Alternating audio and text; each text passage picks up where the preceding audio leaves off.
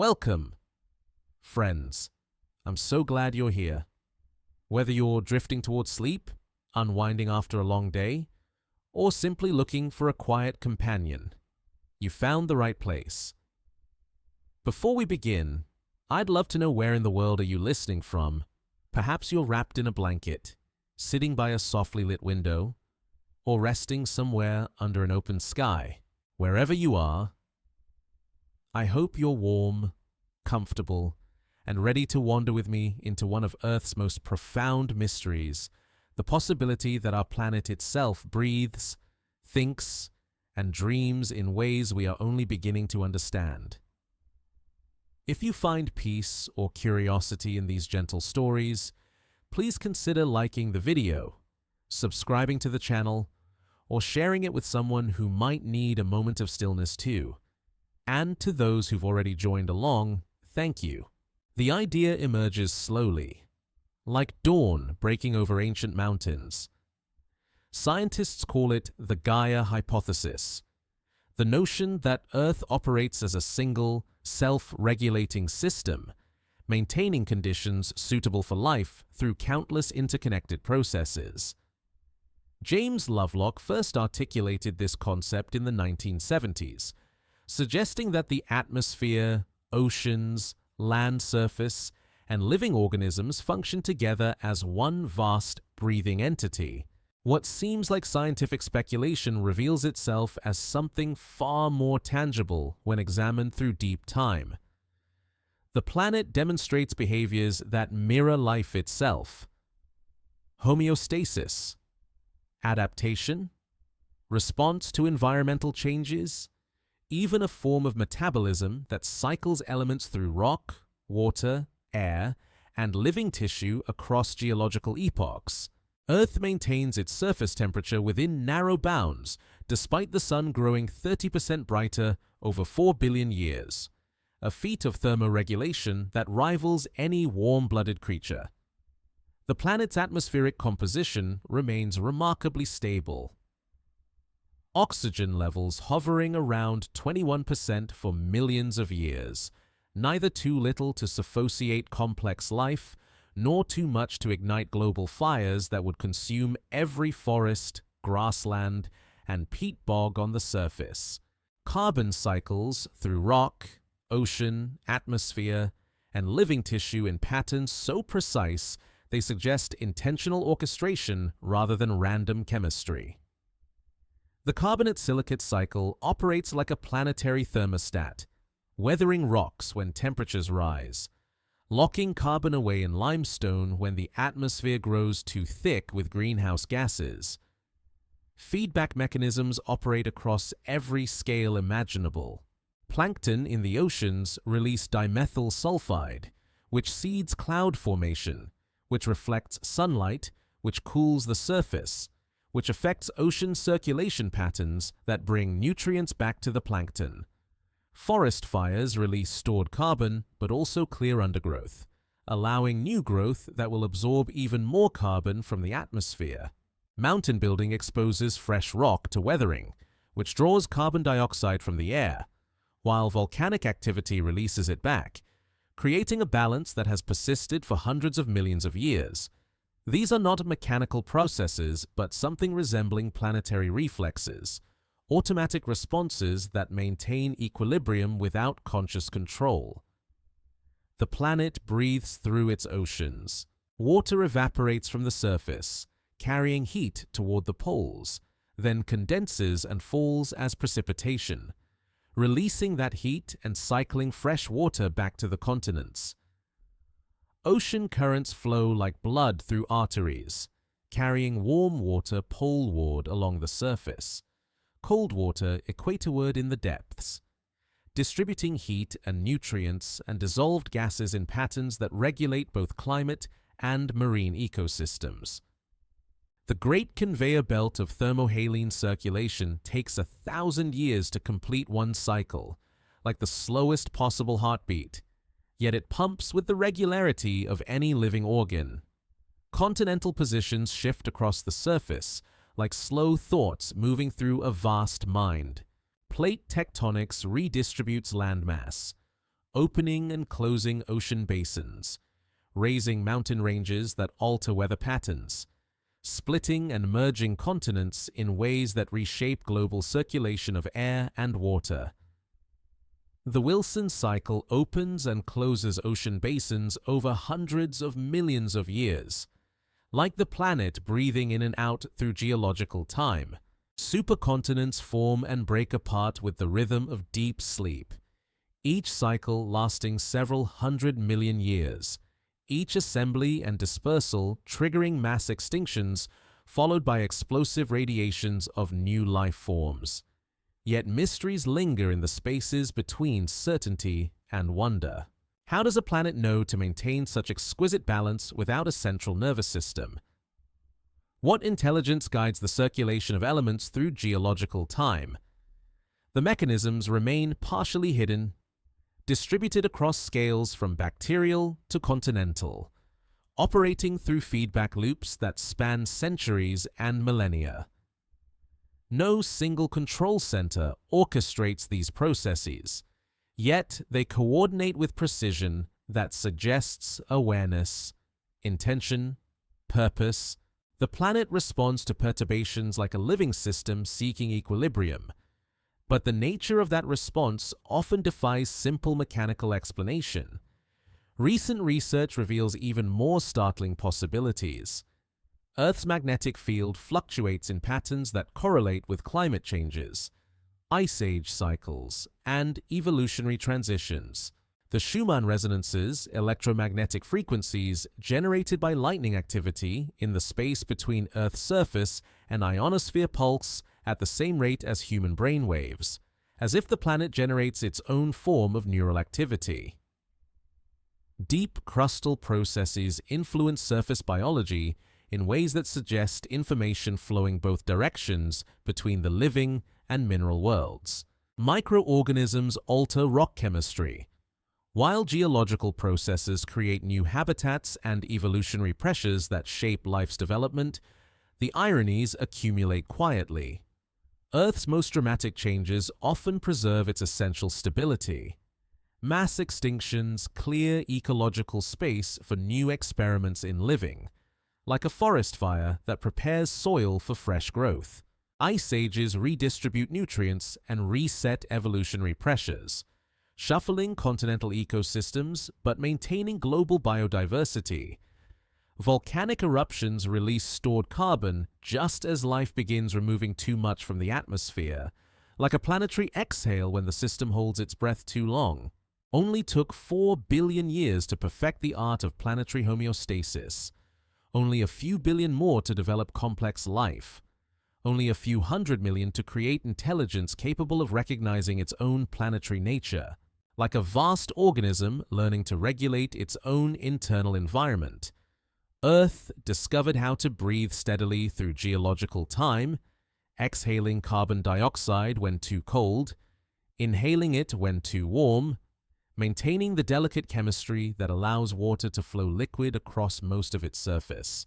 The planet dreams in deep time, its sleep cycles measured in epochs, its consciousness distributed through every living cell, every flowing river, every grain of weathering rock that participates in the grand circulation of elements that keeps this strange blue world spinning in the narrow zone where life can flourish between the fire and ice of space.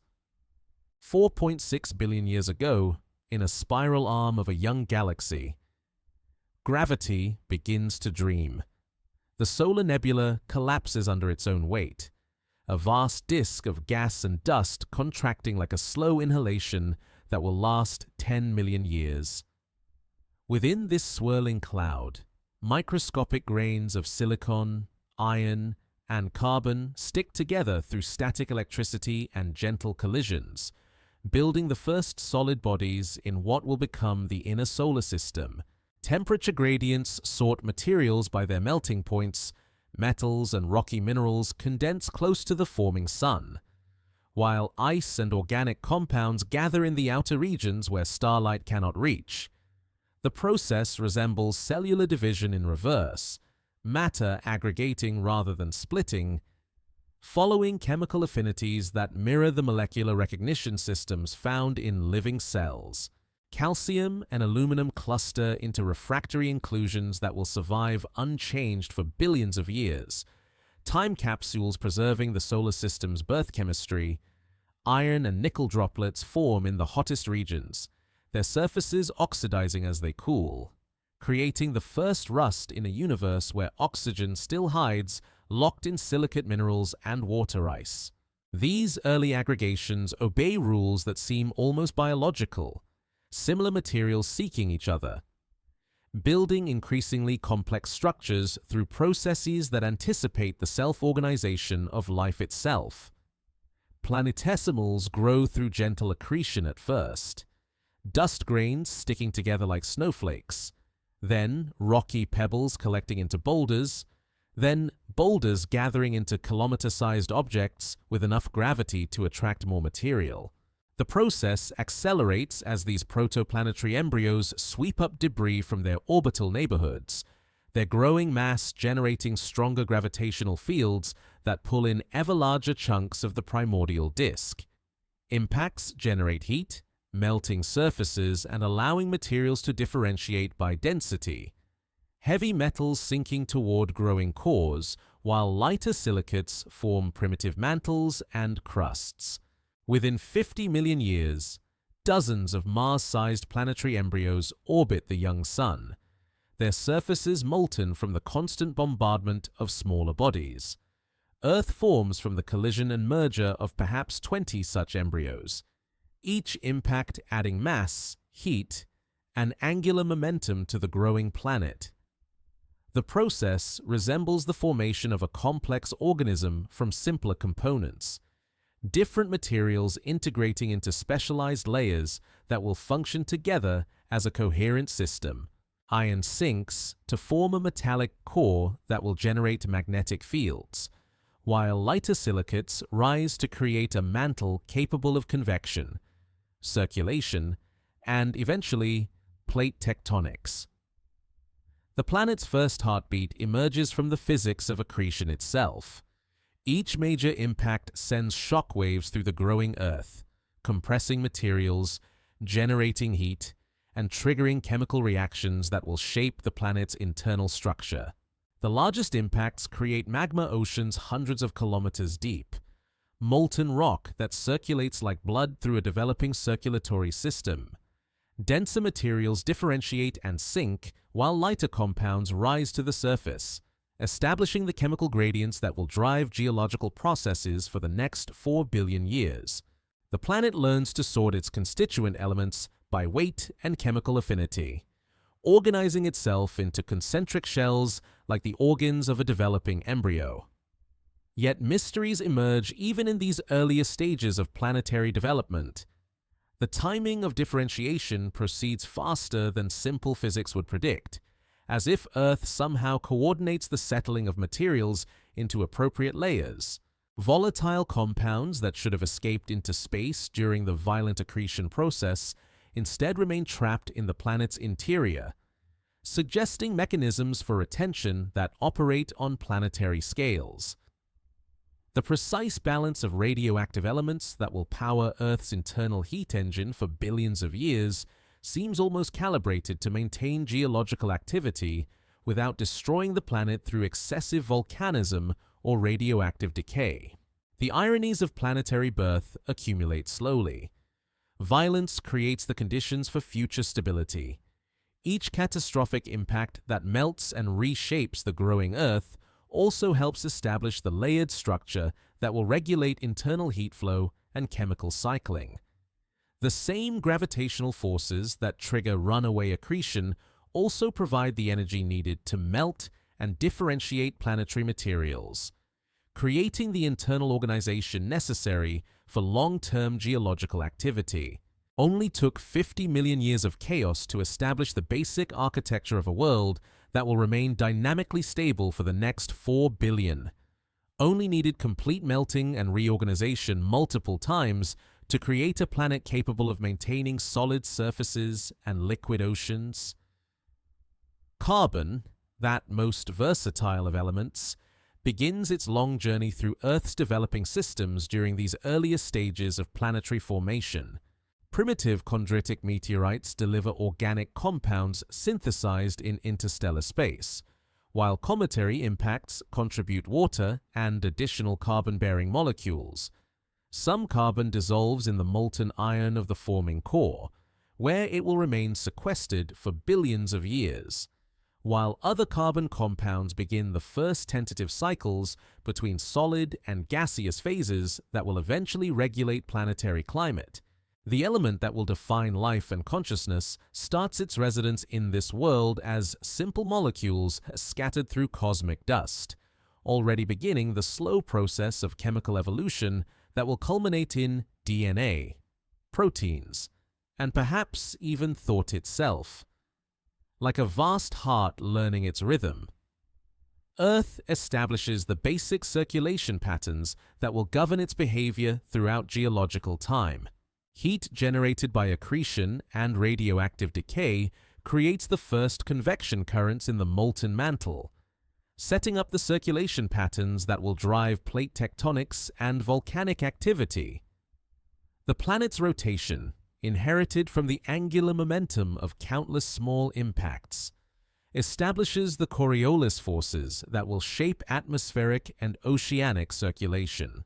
Gravitational sorting creates the density stratification that will allow heat to flow outward from core to surface, providing the energy needed to maintain an active, living world for billions of years to come. The young Earth exhales for the first time. Volcanic outgassing begins during the final stages of accretion, releasing water vapor, carbon dioxide, nitrogen, and trace amounts of sulfur compounds from the planet's molten interior.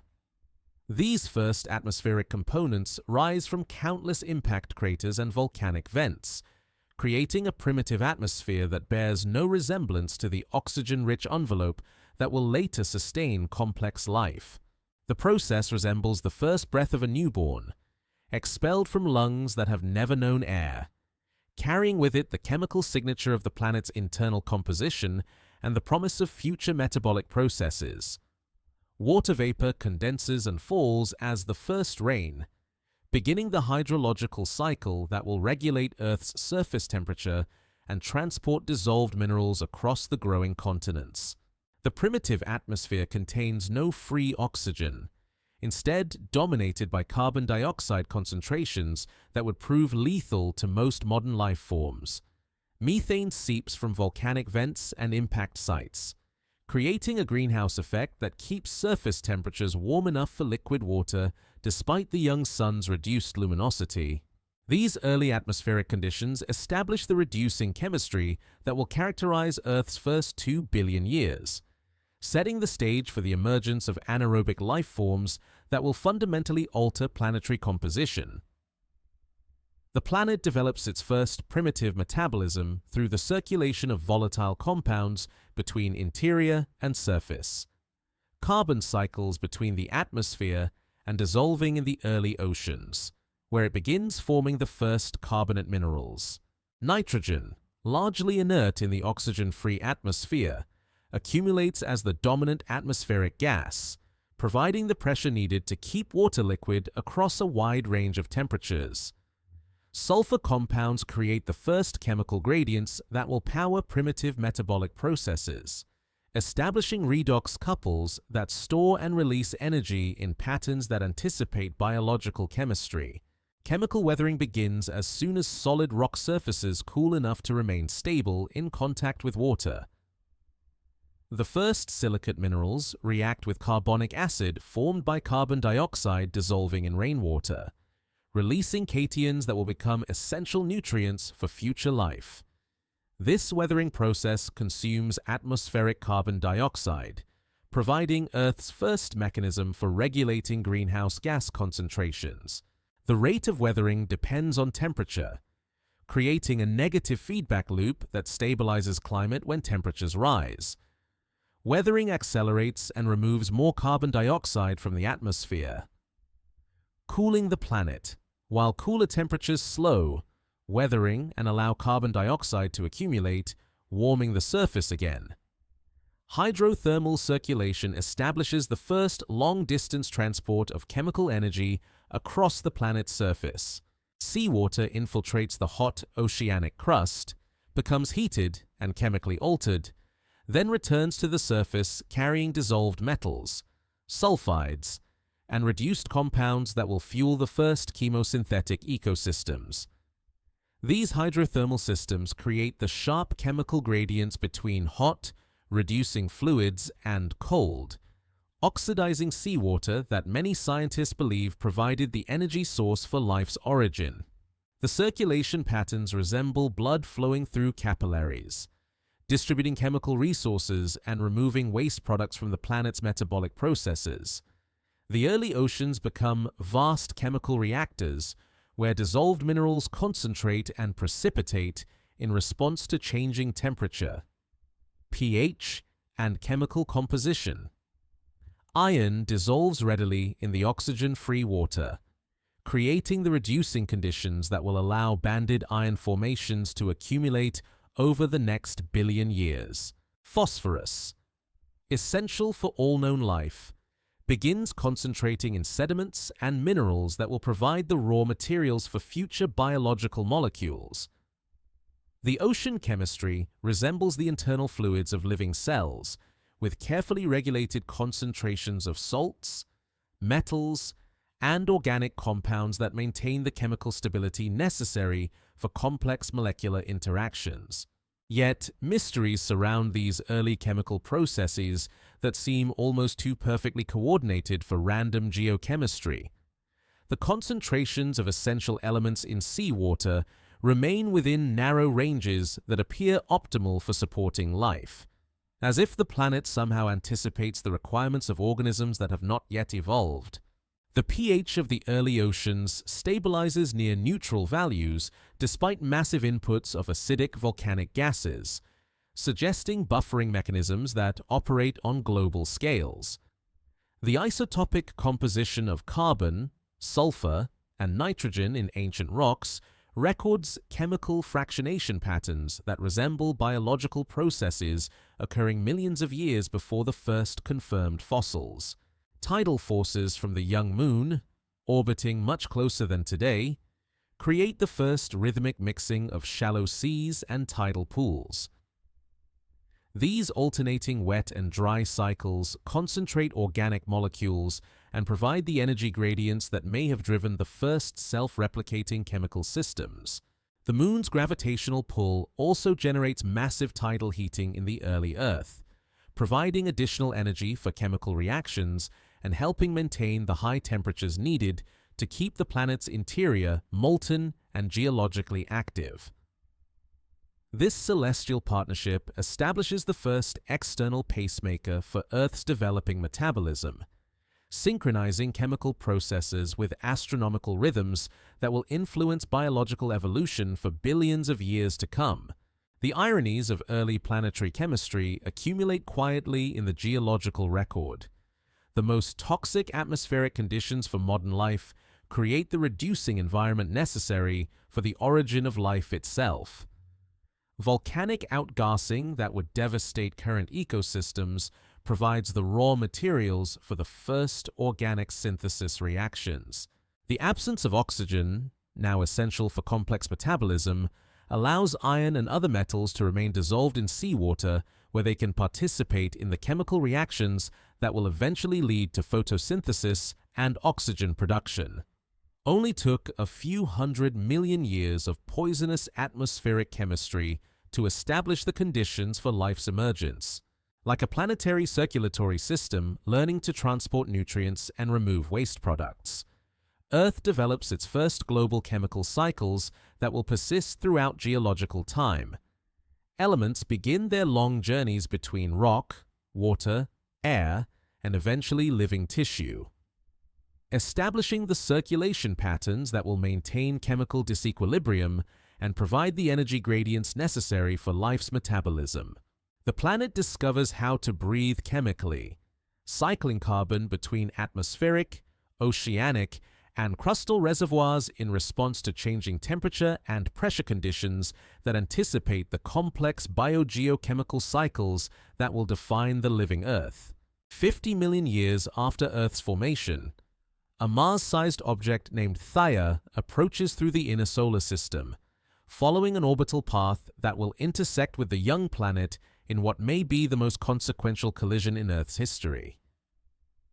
The impact occurs at an oblique angle, striking the proto-Earth with enough energy to vaporize both the impactor and a significant portion of our planet's mantle. Rock and metal explode into space as superheated plasma, creating a disk of debris that orbits the devastated Earth like the rings of Saturn. Within hours, gravitational forces begin pulling this material back together, some falling to Earth's surface while the remainder coalesces into the Moon, our planet's permanent companion and cosmic regulator. The newly formed Moon orbits at roughly 1/10 its current distance, appearing 30 times larger in Earth's sky and generating tidal forces that dwarf anything experienced by modern oceans. These massive tides raise bulges of molten rock hundreds of meters high across Earth's surface, flexing the planet's crust with rhythmic precision that generates enormous amounts of tidal heating. The Moon's gravitational pull also locks Earth's rotation to a 24-hour day, establishing the circadian rhythms that will eventually regulate biological processes throughout the living world. This celestial partnership creates the first external timekeeper for planetary processes, synchronizing Earth's internal cycles with the steady orbital mechanics of the Earth-Moon system. Tidal forces reshape Earth's early oceans in ways that prove essential for the planet's long-term stability. The Moon's gravity creates massive currents that circulate water between polar and equatorial regions, distributing heat and preventing the formation of permanent ice caps that might reflect enough sunlight to trigger global glaciation. Tidal mixing also prevents the oceans from becoming chemically stratified, ensuring that nutrients and dissolved gases remain well distributed throughout the water column. These circulation patterns establish the foundation for the thermohaline circulation that will regulate Earth's climate for the next 4 billion years, creating a planetary thermostat that maintains surface temperatures within the narrow range required for liquid water. The impact that creates the Moon also triggers the most massive volcanic episode in Earth's history, melting the entire outer shell of the planet and creating a global magma ocean several hundred kilometers deep. This molten layer allows the final stages of planetary differentiation to occur, with heavy metals sinking toward the core while lighter materials rise to form the first stable continental crust. The Moon's formation thus acts like a planetary reset button, erasing the chaotic early history of accretion and bombardment while establishing the layered internal structure that will govern geological processes throughout Earth's future. The collision destroys the planet in order to perfect it, creating the conditions necessary for long-term geological stability and eventual biological evolution. Lunar tidal forces also stabilize Earth's axial tilt, preventing the chaotic tumbling that characterizes Mars and other planets lacking large moons. This stabilization ensures that Earth's climate remains predictable over geological timescales, with ice ages and warm periods following regular patterns rather than random fluctuations that might periodically sterilize the planet's surface. The Moon acts like a cosmic gyroscope, damping the gravitational perturbations from Jupiter and other planets that would otherwise send Earth careening through unpredictable climate cycles. This stabilizing influence proves essential for the evolution of complex life, which requires millions of years of relatively stable environmental conditions to develop sophisticated biochemical systems. The Moon's presence also affects the length of Earth's day through tidal friction, which gradually slows the planet's rotation while pushing the Moon into a more distant orbit. During Earth's early history, days last only 6 hours, creating intense Coriolis forces that drive powerful atmospheric circulation patterns. As the day length increases and the moon recedes, these circulation patterns moderate, eventually establishing the weather systems that characterize the modern Earth. This gradual change in rotational energy represents a form of planetary aging, with Earth's metabolism slowing over time as tidal forces drain angular momentum from the Earth-Moon system. Recent research reveals that the Moon's formation may have been essential for establishing Earth's magnetic field, which protects the planet's atmosphere from erosion by solar wind. The giant impact that creates the Moon also disrupts Earth's core, establishing the convection patterns that generate the geomagnetic field through dynamo action. Without this magnetic shield, Earth might have lost its atmosphere and water to space, following the same evolutionary path as Mars, which lacks both a large moon and a strong magnetic field. The Moon thus serves as both climate regulator and atmospheric protector, ensuring that Earth retains the thick atmosphere and abundant water necessary for life's emergence and evolution. Yet mysteries surround the precise timing and mechanics of the Moon's formation that seem almost too fortuitous for random chance. The impact occurs at exactly the right angle and velocity to create a moon large enough to stabilize Earth's climate, but not so large as to tidally lock the planet or strip away its atmosphere. The debris disk that forms after the impact coalesces into a single large moon rather than multiple smaller satellites, concentrating the stabilizing influence in a single body that will remain gravitationally bound to Earth for billions of years. The collision also occurs early enough in Earth's history to allow the planet to recover from the devastation, while late enough to preserve the differentiated internal structure needed for long-term geological activity. The ironies of lunar formation reveal themselves slowly through geological time. The most destructive event in Earth's history creates the conditions necessary for the planet's long-term habitability. The collision that nearly shatters Earth also provides the stabilizing influence that will prevent future catastrophic climate changes. The debris from a cosmic catastrophe becomes a cosmic regulator, transforming chaos into clockwork precision. Only took one perfect collision to establish the Earth-Moon system that will govern planetary rhythms for the next 4 billion years. Only needed to nearly destroy the planet to create the conditions that will allow life to flourish in safety. Like a cosmic pacemaker regulating a planetary heartbeat, the Moon establishes the rhythmic patterns that will synchronize Earth's internal processes with external celestial mechanics. Tidal forces create the first periodic variations in sea level, temperature, and chemical mixing that anticipate the biorhythms of living organisms.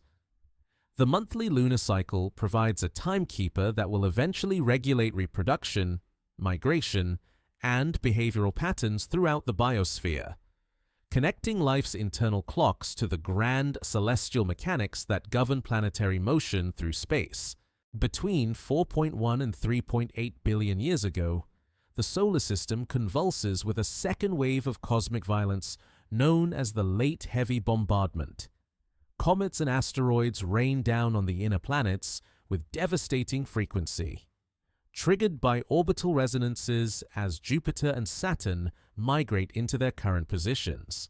Earth experiences impacts every few million years, each one capable of vaporizing the upper layers of any existing oceans and sterilizing the planet's surface with superheated rock vapor and molten ejecta. The bombardment resembles a planetary fever, with Earth's temperature spiking to lethal levels before gradually cooling, only to spike again with the next major impact.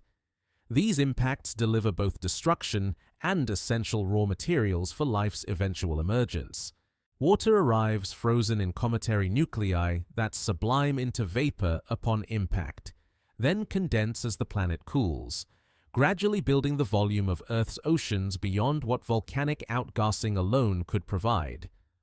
Organic compounds synthesized in the cold depths of space survive in the interiors of the largest impactors, adding complex carbon chemistry to Earth's growing inventory of prebiotic molecules.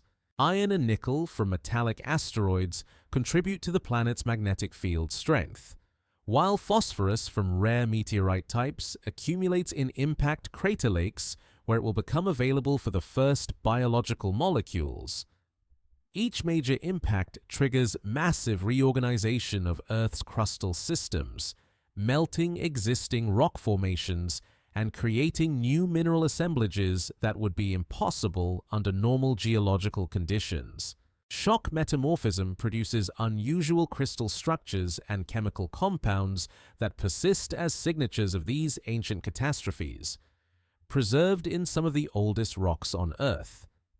The impacts also create hydrothermal systems that persist for millions of years after each collision, generating the hot, chemically active environments that many scientists believe provided ideal conditions for life's origin. These post-impact hydrothermal systems establish the first long-lived chemical reactors on Earth's surface, maintaining high temperatures and unusual chemical compositions that bridge the gap between simple organic molecules and the first self-replicating systems. The bombardment, paradoxically, creates conditions for both destruction and preservation of early life. While the largest impacts sterilize the planet's surface, they also create deep fractures in the crust that provide refuge for thermophilic organisms in the hot subsurface environment. Impact-generated hydrothermal circulation carries surface materials deep into the crust, where they remain protected from subsequent impacts while continuing to participate in chemical evolution processes. Some researchers propose that life may have originated multiple times during this period, with each sterilization event followed by renewed chemical evolution and the emergence of increasingly sophisticated molecular systems. The late heavy bombardment also establishes Earth's relationship with the outer solar system, as cometary impacts deliver not just water and organics, but also noble gases that become permanently incorporated into the planet's atmosphere. The isotopic signatures of these ancient impacts remain detectable in modern atmospheric compositions, providing evidence for the cosmic origins of Earth's volatile inventory. This bombardment period represents the last major phase of planetary accretion, adding roughly 1% of Earth's total mass while fundamentally altering the planet's surface chemistry and establishing the chemical disequilibrium conditions that will prove essential for life's metabolism. Atmospheric chemistry undergoes radical changes during each impact event, as vaporized rock and water create temporary atmospheres dominated by silicon monoxide, magnesium oxide, and other exotic compounds that condense out as the planet cools. These transient atmospheric compositions provide opportunities for unusual chemical reactions that may have synthesized complex organic molecules impossible under normal planetary conditions. The cycling between impact heating and post-impact cooling creates repeated opportunities for molecular evolution, with each cycle potentially building on the chemical complexity achieved during previous bombardment episodes. The Moon experiences an even more intense bombardment during this period, its airless surface preserving a detailed record of impact history that Earth's active geology has largely erased. Lunar samples returned by Apollo missions reveal that the bombardment peaks around 3.9 billion years ago, then declines rapidly as the solar system settles into its current configuration. This timing proves crucial for Earth's biological evolution, as it allows stable surface conditions to persist for the billions of years needed for complex life to evolve, while ensuring that the planet receives the volatile compounds essential for habitability. Yet, mysteries surround the bombardment's precise timing and intensity that seem almost calibrated to optimize Earth's habitability. The impacts occur frequently enough to deliver essential volatile compounds and reset atmospheric chemistry, but not so frequently as to prevent the emergence and survival of early life. The bombardment declines just as Earth's internal heat production reaches levels that can sustain stable geological activity without external energy inputs. The size distribution of impactors provides mostly small bodies that add volatiles without completely sterilizing the planet, punctuated by occasional large impacts that trigger major geological reorganization without destroying the planet's evolving chemical systems. The ironies of cosmic bombardment accumulate in the geological record like sedimentary layers of paradox. The most violent period in Earth's history creates the conditions necessary for life's peaceful emergence. Destruction delivers the raw materials for construction, while chaos establishes the chemical disequilibrium that will power biological metabolism. The same gravitational dynamics that trigger the bombardment also stabilize planetary orbits for the next 4 billion years. Only took 400 million years of cosmic violence to deliver the water, organics, and chemical complexity needed for a living world. Only needed repeated planetary sterilization to create conditions suitable for life's origin and evolution, like a fever that burns away infection while strengthening the immune system. The late heavy bombardment purges Earth of its chaotic early history while establishing the stable chemical and physical conditions that will characterize the planet for the remainder of its existence. The impacts provide the final inputs of volatile compounds that Earth's interior chemistry cannot generate, completing the planet's chemical inventory and setting the stage for the emergence of self-replicating molecular systems that will transform this battered world into a living planet. As the late heavy bombardment subsides, water vapor suspended in Earth's atmosphere begins its slow descent toward the cooling surface.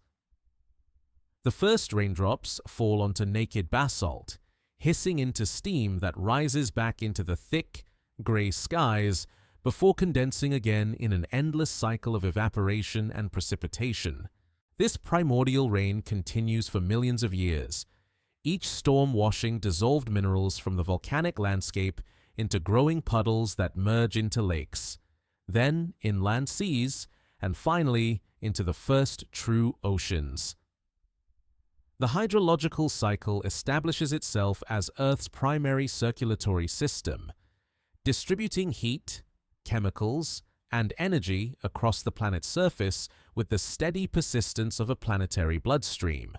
The early oceans differ dramatically from their modern counterparts, containing dissolved iron concentrations thousands of times higher than today's levels, along with unusual amounts of silica, sulfur compounds, and trace metals that precipitate into colorful mineral deposits as the water chemistry slowly changes. These ancient seas possess a greenish-brown tint from dissolved iron and lack the blue transparency of oxygen-rich modern oceans. The water tastes intensely metallic and acidic, with pH levels fluctuating between mildly acidic and neutral as volcanic gases dissolve and marine chemistry seeks its first equilibrium. Yet, within this harsh chemical environment, the fundamental properties that make water essential for life begin to assert themselves. Water's unique molecular structure creates the first stable interfaces between different chemical environments on Earth's surface. The polar nature of water molecules allows them to dissolve ionic compounds while remaining relatively inert toward organic molecules, creating the selective solvent properties that will prove essential for biological chemistry. Surface tension generates the first stable boundaries between liquid and gaseous phases, establishing the physical gradients across which chemical energy can be harvested. The hydrogen bonding that holds liquid water together creates a three-dimensional network that can store and release thermal energy, providing the first mechanism for moderating temperature fluctuations across the planet's surface.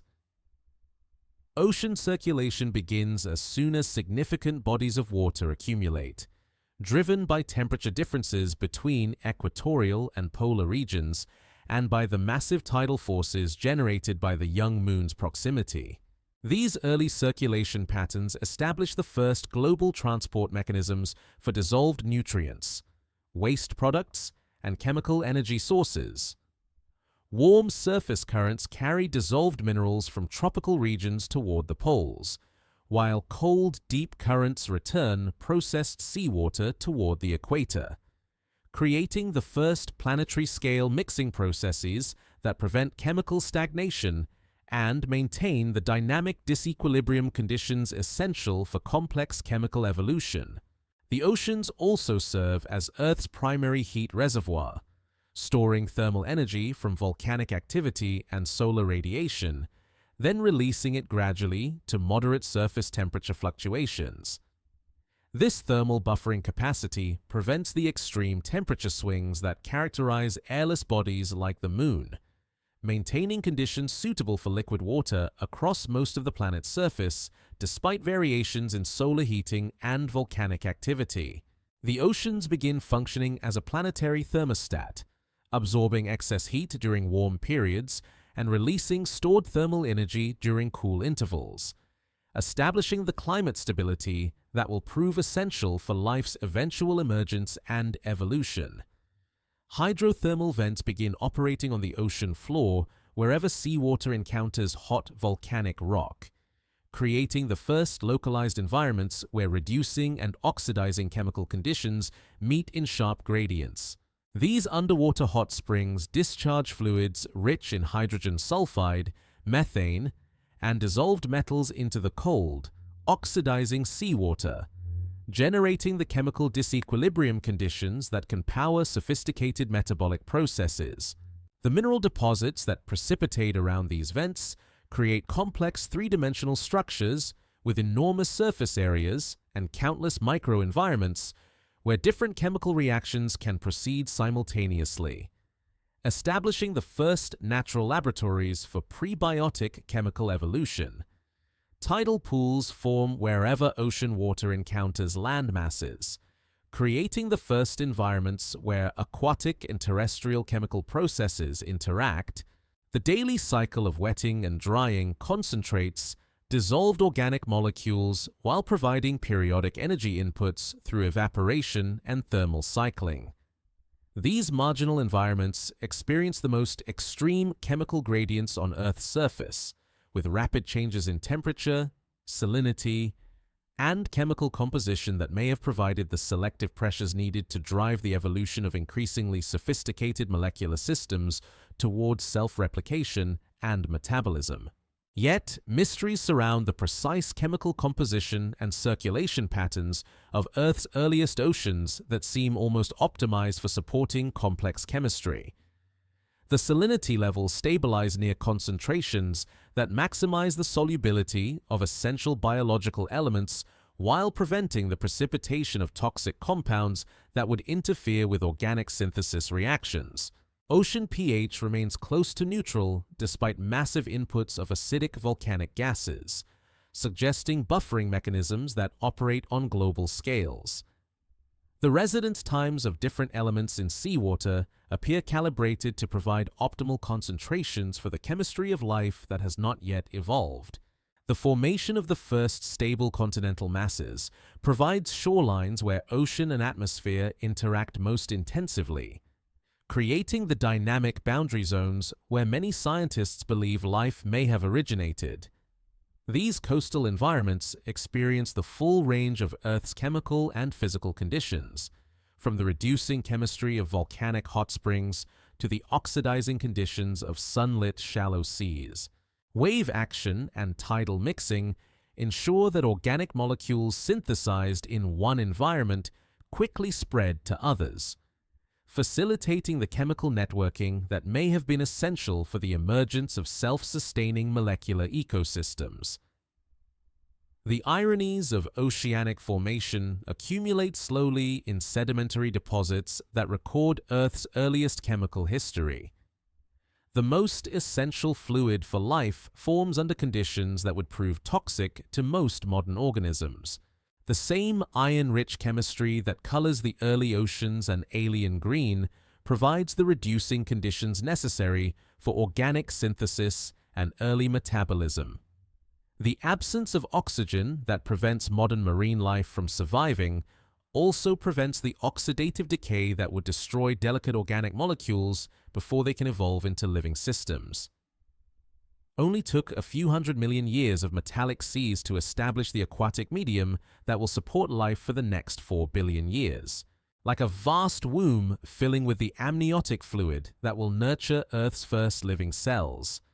The oceans establish the chemical and physical environment where matter will learn to replicate itself, to metabolize energy from chemical gradients, and eventually to think. The circulation patterns, thermal buffering, and chemical gradients that characterize these ancient seas create the stable yet dynamic conditions that bridge the gap between geochemistry and biochemistry, between the mineral world and the living world that will eventually transform this water-covered planet into a conscious entity contemplating its own existence. The first permanent landmasses begin emerging from Earth's global ocean around 4 billion years ago, as repeated cycles of volcanic eruption and cooling create isolated patches of stable continental crust that resist erosion and subsidence back into the mantle. These proto-continents consist primarily of granite and other low-density rocks that float like geological icebergs on the denser basaltic ocean floor, establishing the fundamental density stratification that will govern Earth's surface architecture throughout geological time. The emergence of stable land represents a crucial transition in planetary development, creating the first permanent interfaces between solid rock, liquid water, and gaseous atmosphere where complex chemical interactions can proceed without interruption. Plate tectonics begins as convection currents in the hot mantle start moving these early continental blocks across Earth's surface in patterns that will persist for billions of years. The process resembles planetary breathing, with new oceanic crust forming at mid-ocean ridges where hot mantle material rises to the surface, then cooling and moving away from the spreading centers before eventually sinking back into the mantle at subduction zones. This geological circulation operates on timescales of hundreds of millions of years, slowly but inexorably recycling Earth's surface materials while maintaining the chemical disequilibrium conditions that distinguish a living planet from a dead one. The first supercontinents form as moving tectonic plates carry separate landmasses into collision, welding them together into larger continental blocks that reshape global patterns of ocean circulation and atmospheric heat transport. These early supercontinents experience extreme continental climates in their interiors, with scorching summers and frigid winters that create intense weathering conditions and the first significant erosion of continental rocks. The chemical products of this weathering wash into the oceans, providing dissolved nutrients that will prove essential for marine life while also establishing the first large-scale feedback mechanisms between continental geology and oceanic chemistry. Mountain building begins wherever continental plates collide, thrusting sections of the ocean floor high above sea level and exposing previously submarine rocks to aerial weathering for the first time in Earth's history. These early mountain ranges create the first significant topographic relief on the planet's surface, establishing drainage patterns that concentrate chemical weathering in river valleys while creating rain shadows and other climatic variations that diversify environmental conditions across the continental surfaces. The mountains also expose deep crustal rocks to surface conditions, bringing minerals formed at high pressure and temperature into contact with the oxidizing atmosphere and establishing new chemical reaction pathways. Continental weathering accelerates as land masses grow larger and more topographically complex, creating the first major sink for atmospheric carbon dioxide as carbonic acid reacts with silicate minerals to form bicarbonate ions that wash into the oceans.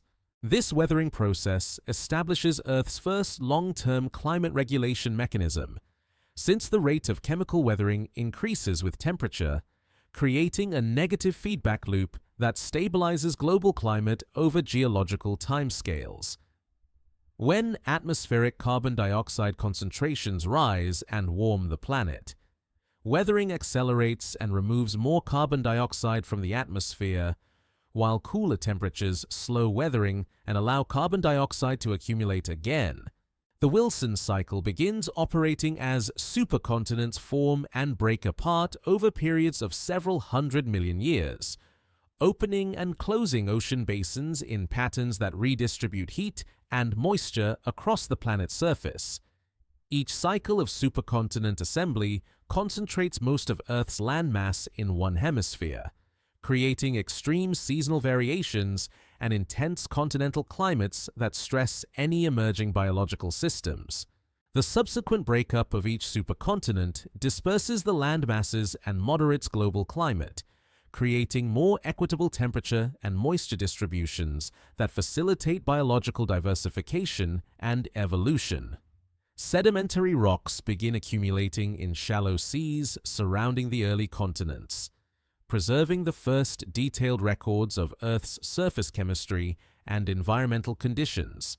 These ancient sediments reveal fluctuating ocean compositions, changing atmospheric chemistry, and the gradual establishment of the biogeochemical cycles that will characterize the modern Earth. The sedimentary record also documents the increasing complexity of surface processes as the interactions between continental weathering, oceanic circulation, and atmospheric chemistry become more tightly coupled and begin operating as an integrated planetary system. Yet, mysteries surround the precise mechanisms that stabilize continental crust and prevent it from recycling back into the mantle like oceanic crust.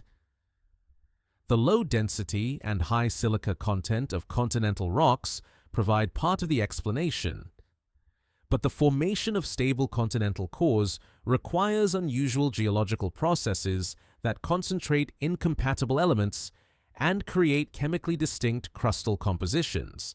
The timing of continental emergence also seems remarkably well coordinated with other planetary processes, occurring just as atmospheric and oceanic chemistry reach compositions suitable for complex chemical evolution.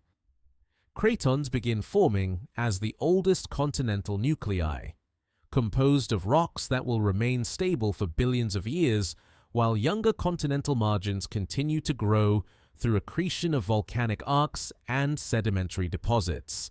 These ancient continental cores preserve chemical signatures from Earth's earliest history, including evidence for the atmospheric and oceanic conditions that characterize the planet during its first billion years. The cratons also provide stable platforms for the accumulation of sedimentary sequences that will eventually preserve the first fossils and document the emergence and evolution of life on Earth. The ironies of continental emergence accumulate slowly in the geological record. The most stable features of Earth's surface form through the most violent geological processes, with continental crust emerging from volcanic chaos and tectonic collision. The same forces that build mountains also create the erosion that will eventually level them, establishing the cyclical patterns of construction and destruction that characterize geological time. The emergence of permanent land creates conditions for its own eventual destruction through weathering and erosion. Only took 1 billion years of geological violence to establish the stable continental platforms that will support terrestrial life for the next 3 billion years. Like a planetary respiratory system learning to inhale and exhale through geological time, plate tectonics establishes the slow, steady breathing patterns that will regulate Earth's internal heat budget and surface chemistry throughout the remaining history of the planet. The formation and destruction of oceanic crust, the building and erosion of mountain ranges, and the assembly and dispersal of supercontinents create the long-term cycles that prevent Earth from settling into chemical equilibrium, maintaining the dynamic disequilibrium conditions that distinguish living planets from dead ones and that will eventually nurture the emergence of biological systems capable of recognizing and contemplating these grand geological rhythms. Deep within Earth's molten outer core, convection currents begin generating the planet's first stable magnetic field through dynamo action, as liquid iron and nickel circulate in complex patterns driven by thermal gradients and the planet's rotation.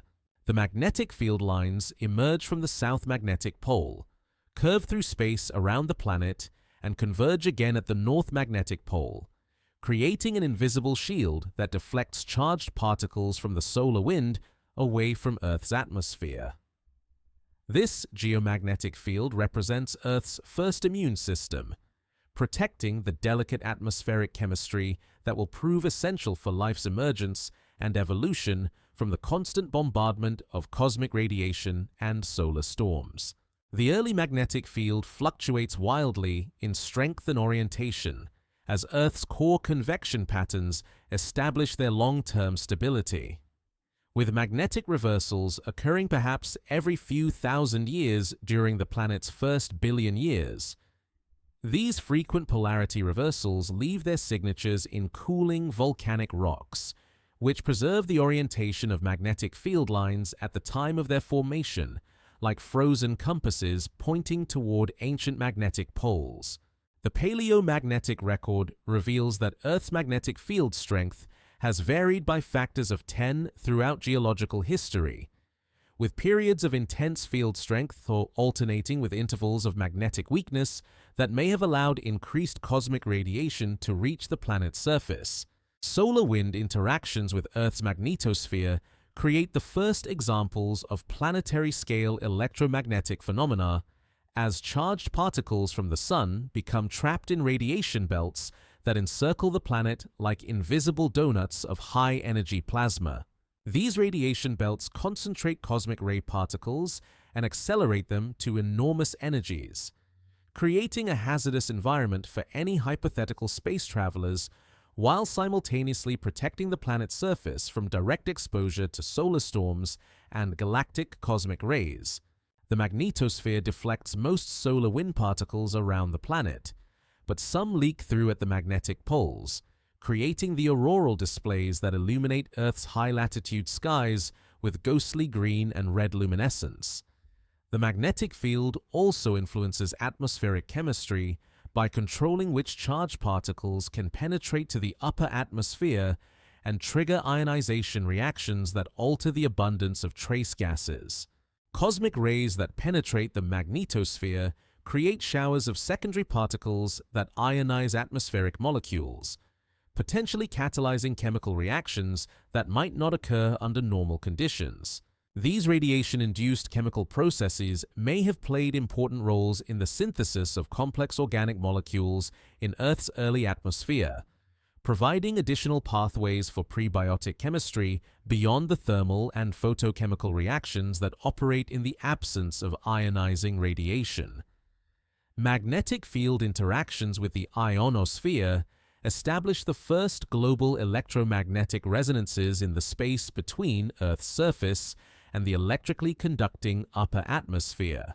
Lightning discharges around the world generate electromagnetic waves that propagate through this spherical waveguide, creating standing wave patterns known as Schumann resonances that pulse at frequencies remarkably similar to human brain waves. These electromagnetic oscillations represent Earth's earliest detectable form of electrical activity, a planetary nervous system that will continue operating for billions of years and may eventually influence the biorhythms of living organisms that evolve sensitivity to electromagnetic fields. The magnetosphere also protects Earth's growing inventory of volatile compounds from erosion by solar wind sputtering, which gradually strips away atmospheric molecules from planets lacking strong magnetic fields.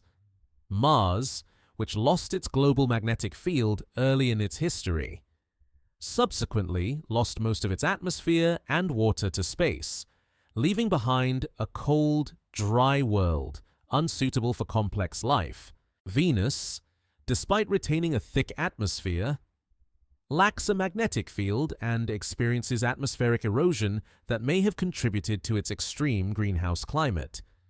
Earth's magnetic shield thus proves essential for maintaining the atmospheric and oceanic conditions that will support life's emergence and evolution. Geomagnetic storms triggered by intense solar activity create temporary disruptions in Earth's magnetosphere that allow increased numbers of cosmic ray particles to penetrate to the upper atmosphere, potentially triggering chemical reactions that alter atmospheric composition on short timescales.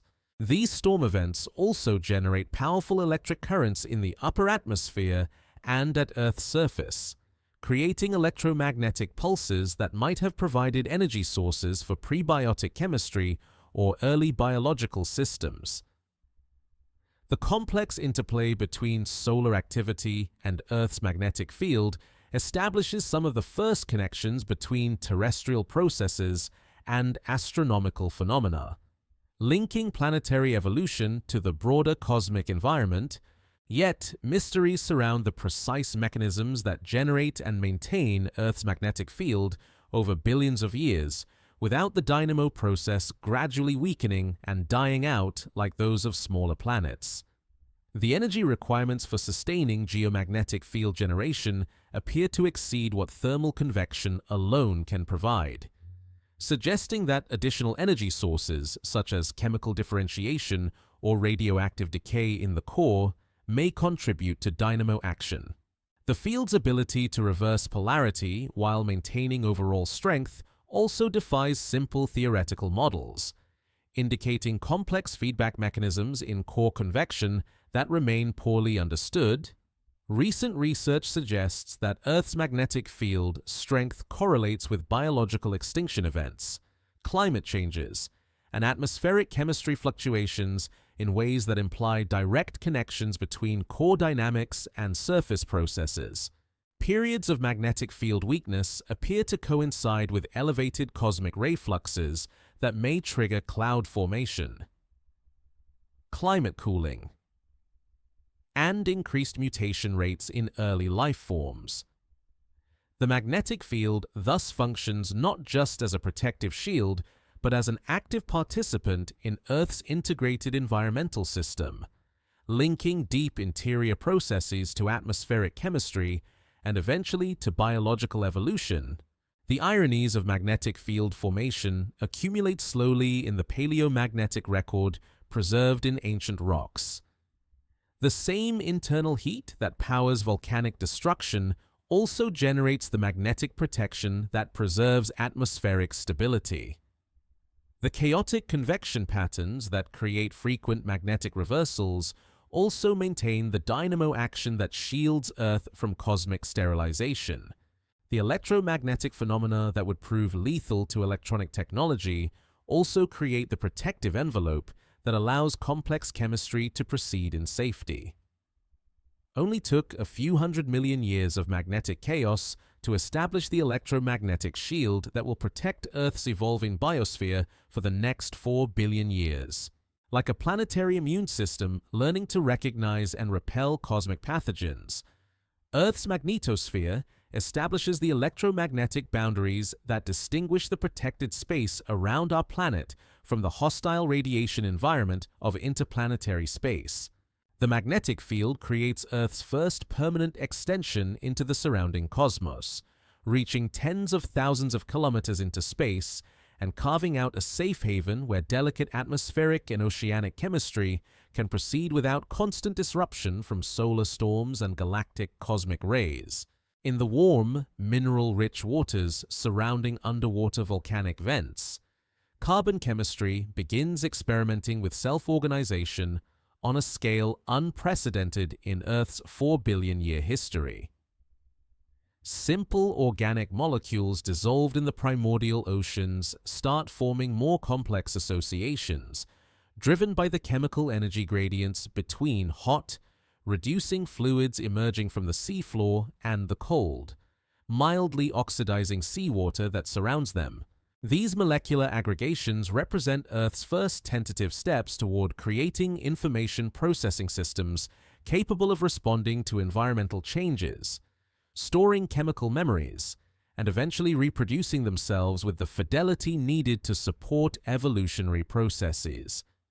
The earliest protocells consist of nothing more than lipid vesicles that spontaneously form when fatty acid molecules encounter the salt gradients common in tidal pools and hydrothermal environments. These primitive membranes create the first stable boundaries between internal and external chemical environments, allowing different concentrations of dissolved molecules to persist on either side of the lipid bilayer. The membranes also provide the first mechanism for concentrating reactive molecules in small volumes where they can interact more frequently, increasing the probability of forming more complex chemical associations. These simple vesicles begin functioning like cellular networks, processing chemical information and responding to environmental stimuli in ways that anticipate the sophisticated cellular machinery of modern organisms. RNA molecules emerge as the first information, storage, and processing systems capable of both preserving chemical patterns and catalyzing their own replication. These ribonucleic acid polymers can fold into complex three-dimensional shapes that recognize specific molecular targets and catalyze chemical reactions with the precision of modern enzymes, while also carrying sequence information that can be copied and transmitted to daughter molecules. The RNA world represents Earth's first experiment with digital information processing, where the linear sequence of nucleotide bases encodes instructions for molecular assembly and chemical catalysis in patterns that can be inherited and modified over time. Metabolism begins as simple chemical networks that harvest energy from environmental gradients and use it to maintain internal chemical compositions different from the surrounding medium. The first metabolic pathways consist of just a few chemical reactions that convert simple inorganic molecules into more complex organic compounds, powered by the chemical disequilibrium conditions that characterize hydrothermal vents and other high-energy environments. These primitive metabolic networks establish the first examples of cellular homeostasis, maintaining internal chemical conditions that resist perturbation by external environmental changes while continuing to exchange matter and energy with their surroundings. The integration of self-replicating information molecules with metabolic reaction networks creates the first systems that can legitimately be called living, capable of reproducing themselves while maintaining distinct internal chemical compositions that persist across multiple generations. These earliest organisms resemble modern archaebacteria, adapted to the hot, acidic, metal-rich conditions that characterize much of Earth's early surface environment. They derive energy from chemical reactions involving sulfur compounds, iron minerals, and dissolved gases rather than from sunlight, establishing the chemosynthetic lifestyle that may have preceded photosynthesis by hundreds of millions of years. Horizontal gene transfer begins operating among these early cellular communities, allowing successful genetic innovations to spread rapidly through populations without waiting for vertical inheritance from parent to offspring. This lateral exchange of genetic material accelerates evolutionary innovation and creates the first examples of cellular cooperation, where different cell types exchange metabolic products and genetic information in mutually beneficial relationships. The early biosphere functions more like a global genetic commons than a collection of competing individuals, with cellular evolution proceeding through community-level selection rather than pure individual competition. Biofilm formation establishes the first multicellular communities, where individual cells coordinate their metabolic activities and share resources through chemical communication networks. These microbial mats create complex three-dimensional structures with specialized zones for different metabolic processes, establishing gradients of oxygen, nutrients, and waste products that allow multiple cell types to coexist in the same physical space. The biofilms also modify their local chemical environment through collective metabolic activity, creating conditions that favor their own growth while potentially excluding competing organisms. Yet mysteries surround the precise mechanisms that enable the transition from complex chemistry to simple biology. With the emergence of self-replication, metabolism, and information storage occurring through processes that remain only partially understood, The probability calculations for spontaneous formation of even the simplest replicating systems suggest astronomically low odds. Yet life appears to have emerged relatively quickly once Earth's surface conditions stabilized. This implies either that the chemical pathways to life are more probable than current models suggest, or that unknown physical and chemical processes facilitate the organization of complex molecular systems under conditions that characterize the early Earth. The earliest cellular fossils preserve evidence for sophisticated biochemical machinery that appears fully formed in rocks dating to nearly 4 billion years ago, suggesting that the transition from chemistry to biology occurred rapidly once critical thresholds were crossed. These ancient microfossils reveal cell wall structures, internal organization, and isotopic signatures consistent with complex metabolic processes that require dozens of different enzymes and regulatory mechanisms. The apparent sophistication of these early life forms implies either rapid evolutionary innovation or a long period of molecular evolution that preceded the formation of recognizable cellular structures. The ironies of life's emergence accumulate slowly in the biochemical machinery that will characterize living systems throughout Earth's future history. The most complex molecular systems arise from the simplest chemical building blocks, with DNA, proteins, and cellular membranes all constructed from just a few dozen different types of atoms arranged in precise three-dimensional patterns. The same thermodynamic principles that drive chemical systems toward equilibrium also power the metabolic processes that maintain living systems in states of dynamic disequilibrium. The random molecular motions that characterize non-living matter become harnessed to drive the directional information processing that defines biological systems. Only took a few 100 million years of molecular experimentation to discover the chemical recipes for life that will persist essentially unchanged for the next 4 billion years. Like neurons forming the first synaptic connections in a developing nervous system, Earth's earliest cells establish the information processing networks that will eventually allow the planet to sense, respond to, and perhaps even contemplate its own environmental conditions. These primitive cellular systems represent Earth's first experiments with consciousness, creating molecular machinery capable of distinguishing self from environment, storing memories of past experiences, and making decisions about future behaviors based on information processing that transcends simple chemical reactivity. 3.5 billion years ago, in shallow coastal waters warmed by the young sun, cyanobacteria begin Earth's most revolutionary chemical experiment by learning to harvest energy directly from sunlight using a process that will fundamentally alter the planet's atmospheric composition and surface chemistry. These microscopic blue-green organisms develop the molecular machinery needed for oxygenic photosynthesis, splitting water molecules to obtain electrons and protons while releasing oxygen gas as a waste product. This represents Earth's first successful attempt at converting solar energy into chemical energy on a planetary scale, establishing the foundation for all complex life while simultaneously poisoning the atmosphere for most existing organisms. The photosynthetic apparatus that emerges in these early cyanobacteria rivals modern chloroplasts in its sophisticated molecular architecture, suggesting that the evolution of light-harvesting systems proceeded rapidly once the basic chemical pathways were established. Chlorophyll molecules absorb photons and transfer their energy through precisely organized antenna complexes to reaction centers where water oxidation occurs, generating the reducing power needed to convert atmospheric carbon dioxide into organic compounds.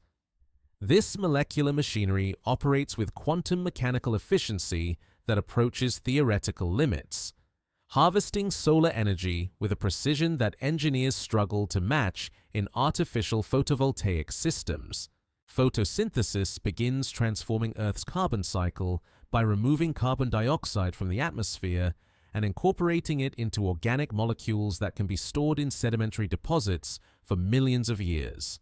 This biological carbon pump creates the first major perturbation to atmospheric chemistry since the planet's formation, gradually reducing greenhouse gas concentrations and cooling global temperatures in ways that will eventually trigger ice ages and reshape climate patterns throughout geological time. The process also establishes carbon as the central organizing element for biological chemistry, creating the complex organic molecules that will serve as building blocks for all future life forms. Oxygen production starts slowly, with most of the gas initially consumed by chemical reactions with dissolved iron in the oceans, forming the banded iron formations that characterize much of the early Precambrian geological record. These alternating layers of iron oxide and silica preserve a detailed record of atmospheric oxygenation, documenting the gradual transition from an oxygen-free world to one where this highly reactive gas begins accumulating in significant concentrations. The banded iron formations represent Earth's first attempt at large-scale atmospheric engineering, using biological processes to sequester reactive gases and maintain chemical stability. Stromatolites begin forming as cyanobacterial mats trap and bind sediment particles, creating the first large-scale biological structures visible to the naked eye. These layered mounds of sediment and organic matter preserve evidence for photosynthetic activity dating back over 3 billion years, documenting the early success of organisms capable of manufacturing their own food from simple inorganic ingredients. The stromatolites also create the first significant biological modification of Earth's surface topography, establishing reef-like structures that alter patterns of water circulation and sediment deposition in shallow marine environments. The evolution of photosynthesis also drives the first major diversification of metabolic strategies as organisms adapt to changing atmospheric chemistry and explore new ways of extracting energy from their environment. Some bacteria develop the ability to use light energy without producing oxygen, employing purple and green sulfur bacteria that harvest photons while processing sulfur compounds instead of water. Others evolve chemosynthetic pathways that derive energy from oxidizing reduced compounds using the oxygen that photosynthetic organisms begin releasing into the environment, establishing the first aerobic respiratory pathways. Seasonal cycles in photosynthetic activity begin creating regular fluctuations in atmospheric composition as plants respond to changing day length and temperature patterns throughout Earth's yearly orbit around the Sun.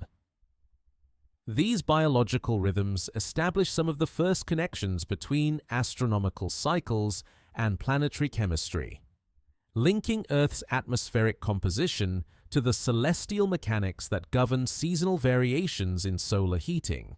The seasonal breathing of the early biosphere creates oscillating patterns in atmospheric gas concentrations that will persist throughout geological time and eventually become detectable from space. Yet mysteries surround the rapid evolution of photosynthetic machinery that seems almost too sophisticated to have emerged through random molecular experimentation.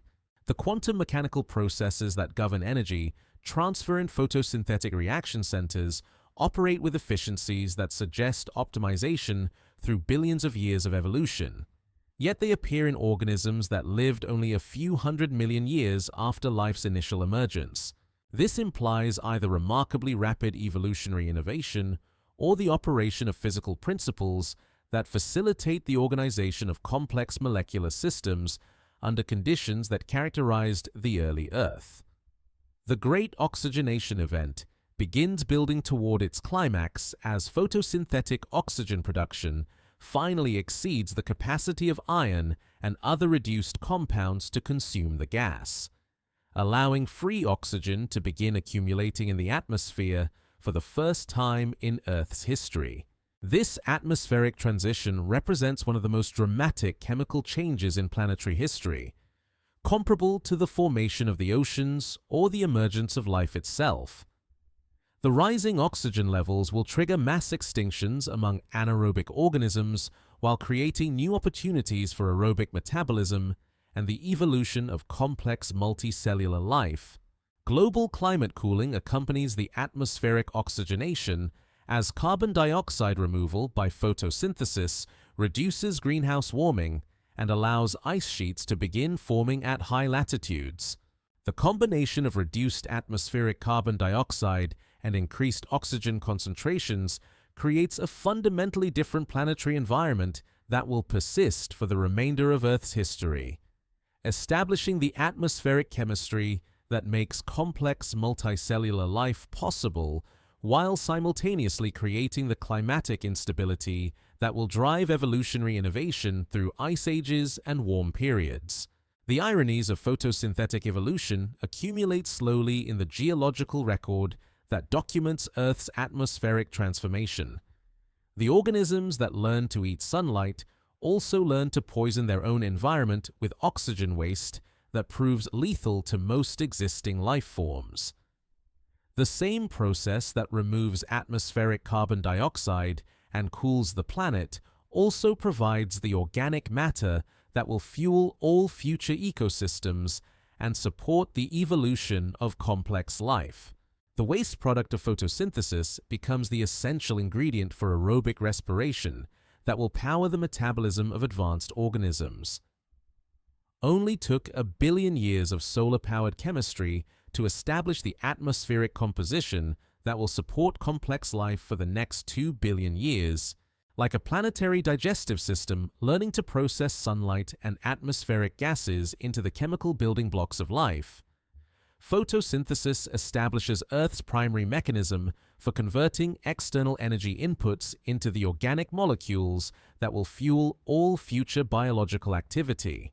The evolution of light-harvesting organisms represents Earth's transition from a planet that merely receives solar energy to one that actively captures and stores that energy in chemical forms that can power increasingly sophisticated biological processes and eventually support the emergence of consciousness itself.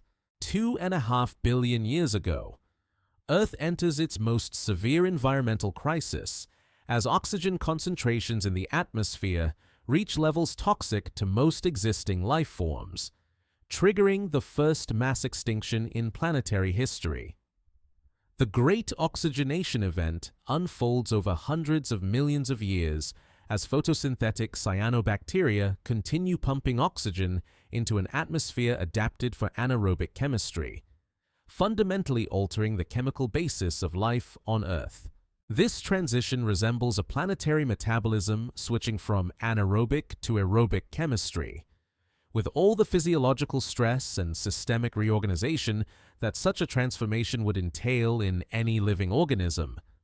Anaerobic organisms that dominated Earth's biosphere for over 1 billion years find themselves suddenly poisoned by the accumulating oxygen that reacts with their cellular machinery and destroys the reducing chemical environment they require for survival.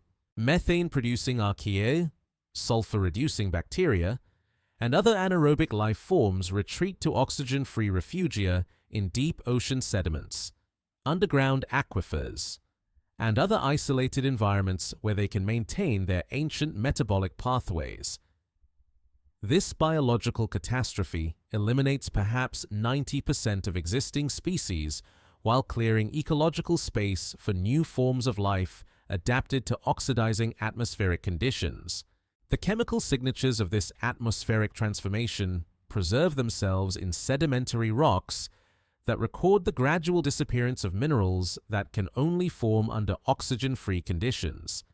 Pyrite and uraninite, common in rocks older than 2 billion years, vanish from sedimentary deposits as atmospheric oxygen makes their formation impossible. Red beds begin appearing in the geological record as iron-bearing minerals oxidize and form the rust-colored deposits that will characterize much of Earth's later sedimentary history. These chemical indicators document the most dramatic environmental change in Earth's history, comparable to switching the fundamental chemistry of the entire planetary surface. Iron formations cease accumulating in the oceans as dissolved iron becomes oxidized and precipitates out of seawater, ending a billion-year period of iron deposition that created some of Earth's largest ore deposits. The disappearance of dissolved iron from seawater represents a fundamental shift in ocean chemistry that affects biological productivity, mineral formation, and chemical cycling patterns throughout the marine environment. The oceans transition from metal-rich, reducing chemistry, to the oxidizing, nutrient-limited conditions that will characterize modern marine environments for the remainder of Earth's history. Atmospheric methane concentrations plummet as oxygen begins oxidizing this potent greenhouse gas, removing a major source of atmospheric warming and triggering the first global glaciation events in Earth's history. The Huronian glaciation extends ice sheets to low latitudes, creating the first snowball Earth conditions that nearly freeze the planet's entire surface.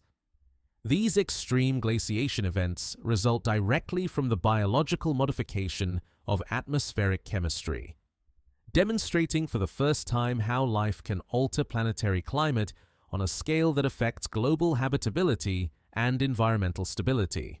Evolutionary innovation accelerates as surviving organisms develop new metabolic pathways that can utilize oxygen as an energy source rather than simply tolerating it as a toxic waste product.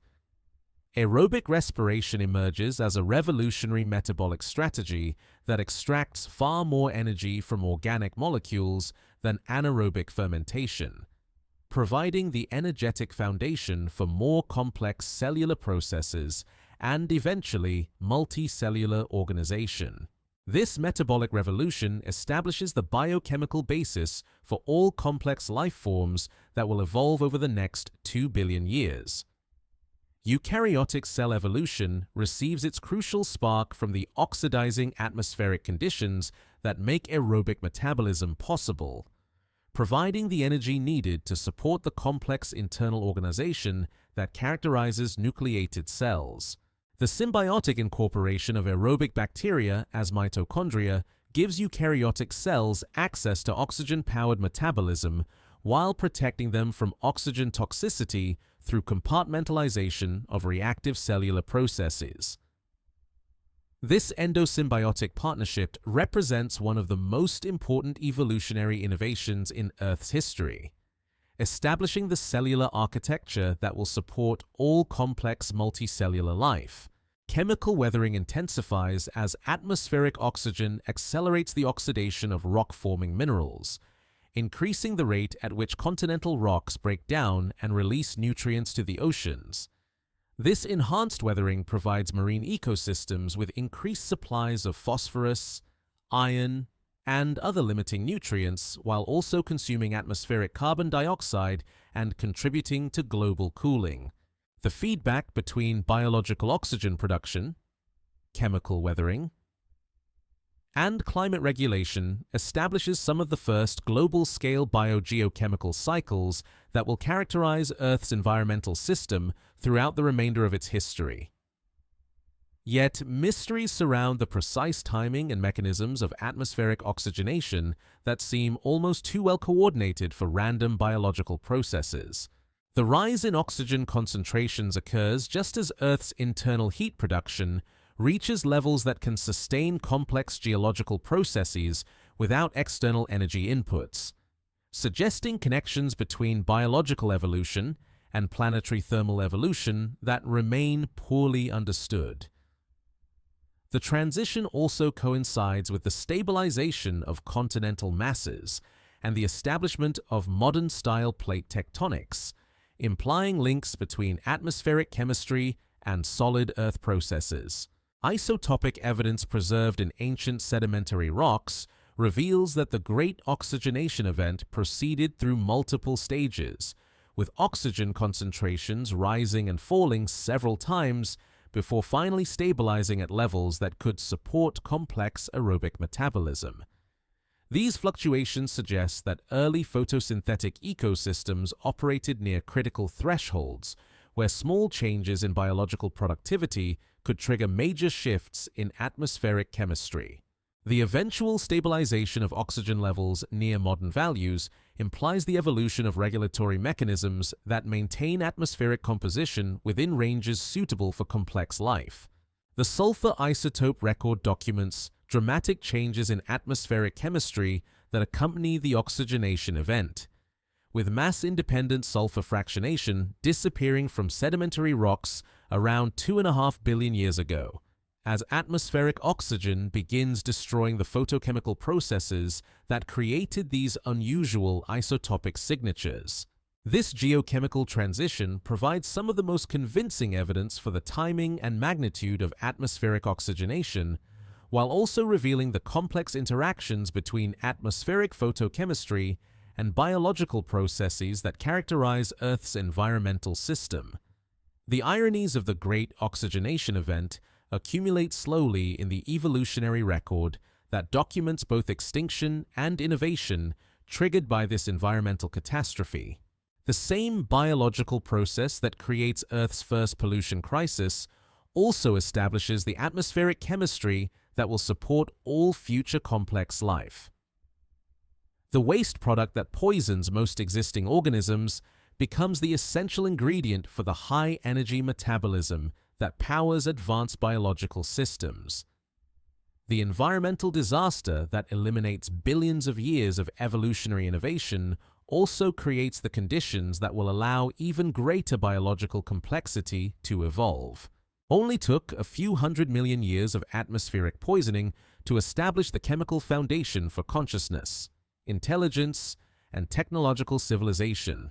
Like a planetary immune system undergoing a fundamental transformation that initially causes widespread cellular death, but eventually provides protection against future threats. Earth's transition to an oxygen-rich atmosphere represents a traumatic but necessary evolutionary step towards supporting the complex biological systems that will eventually allow the planet to understand and regulate its own environmental processes through conscious intelligence. 2 billion years ago, in the oxygen-rich waters that now characterize Earth's oceans, cellular evolution achieves its most remarkable innovation through the merger of separate organisms into integrated biological systems of unprecedented complexity. Eukaryotic cells emerge as living confederations, where formerly independent bacteria surrender their autonomy to become specialized organelles within larger host cells, creating the first examples of biological integration that transcend the boundaries between individual organisms. This endosymbiotic revolution establishes the cellular architecture that will support all complex multicellular life, while demonstrating Earth's capacity for creating unified systems from previously separate components. Mitochondria begin their billions-year partnership with eukaryotic cells as free-living aerobic bacteria that become permanently incorporated into larger host organisms, providing efficient oxygen-powered metabolism in exchange for protection and resources. These cellular power plants retain their own DNA and reproductive machinery while becoming essential components of their host cells, creating the first stable biological partnerships that function as integrated wholes rather than temporary associations. The mitochondrial endosymbiosis represents a fundamental transition from competition to cooperation as the organizing principle of biological evolution, establishing patterns of integration that will characterize all future complex life forms. Chloroplasts follow a similar evolutionary pathway as photosynthetic cyanobacteria become incorporated into eukaryotic cells, bringing the sophisticated molecular machinery of photosynthesis under the control of nucleated organisms for the first time. This second major endosymbiotic event creates the evolutionary lineage that will eventually give rise to all plants, establishing the biological foundation for terrestrial ecosystems, while demonstrating the power of symbiotic integration to create new forms of biological organization. The incorporation of photosynthetic organelles represents Earth's discovery of how to combine energy capture and complex cellular organization within single integrated systems. Nuclear organization evolves as eukaryotic cells develop sophisticated internal compartmentalization that separates different cellular processes into specialized membrane-bound structures. The nucleus isolates genetic material from the rest of the cell, allowing more precise control over gene expression and DNA replication while protecting the information-carrying molecules from damage by reactive cellular chemistry. This compartmentalization resembles the organ differentiation that characterizes complex multicellular organisms, with different cellular regions becoming specialized for specific functions while remaining integrated into coherent biological wholes. The evolution of linear chromosomes with protective telomeric sequences allows eukaryotic cells to package much larger genomes than their prokaryotic predecessors, while maintaining genetic stability over many cell divisions. This expanded information storage capacity provides the genetic foundation for the complex developmental programs that will characterize multicellular organisms, allowing single cells to contain the instructions needed to build bodies with hundreds of different cell types. The transition to linear chromosome organization represents a fundamental scaling up of biological information processing that parallels Earth's own increasing complexity and integration. Sexual reproduction emerges as eukaryotic cells develop mechanisms for exchanging genetic material through controlled fusion and separation processes that increase genetic diversity while maintaining species integrity. This reproductive innovation accelerates evolutionary adaptation by creating novel genetic combinations in every generation, while also establishing the first biological processes that require cooperation between separate individuals to achieve reproduction. Sexual reproduction represents Earth's discovery of how to maintain biological diversity and evolutionary flexibility while preserving the integrated organization that characterizes complex living systems. Cytoskeletal networks evolve within eukaryotic cells as dynamic protein frameworks that provide structural support while enabling controlled shape changes and internal transport processes. These molecular scaffolding systems create the first examples of biological architecture that can reorganize itself in response to environmental conditions while maintaining overall structural integrity. The cytoskeleton establishes the foundation for cellular motility, internal organization, and eventually the tissue-level architecture that will characterize multicellular organisms. Yet, mysteries surround the precise mechanisms that enable such intimate biological integration while preserving the genetic integrity and reproductive autonomy of the component organisms. The coordination between nuclear and organella genomes requires sophisticated regulatory mechanisms that must have evolved gradually over millions of years. Yet the fossil record preserves few intermediate stages in this evolutionary transition. The timing of eukaryotic cell evolution also coincides remarkably closely with the stabilization of atmospheric oxygen concentrations, suggesting connections between cellular complexity and planetary environmental chemistry that remain poorly understood. The size increase that characterizes eukaryotic cells compared to their prokaryotic ancestors enables new forms of biological organization while creating challenges for nutrient transport and waste removal that require sophisticated solutions. Eukaryotic cells develop complex internal membrane systems that increase surface area for chemical exchange while maintaining the volume needed for complex biochemical processes.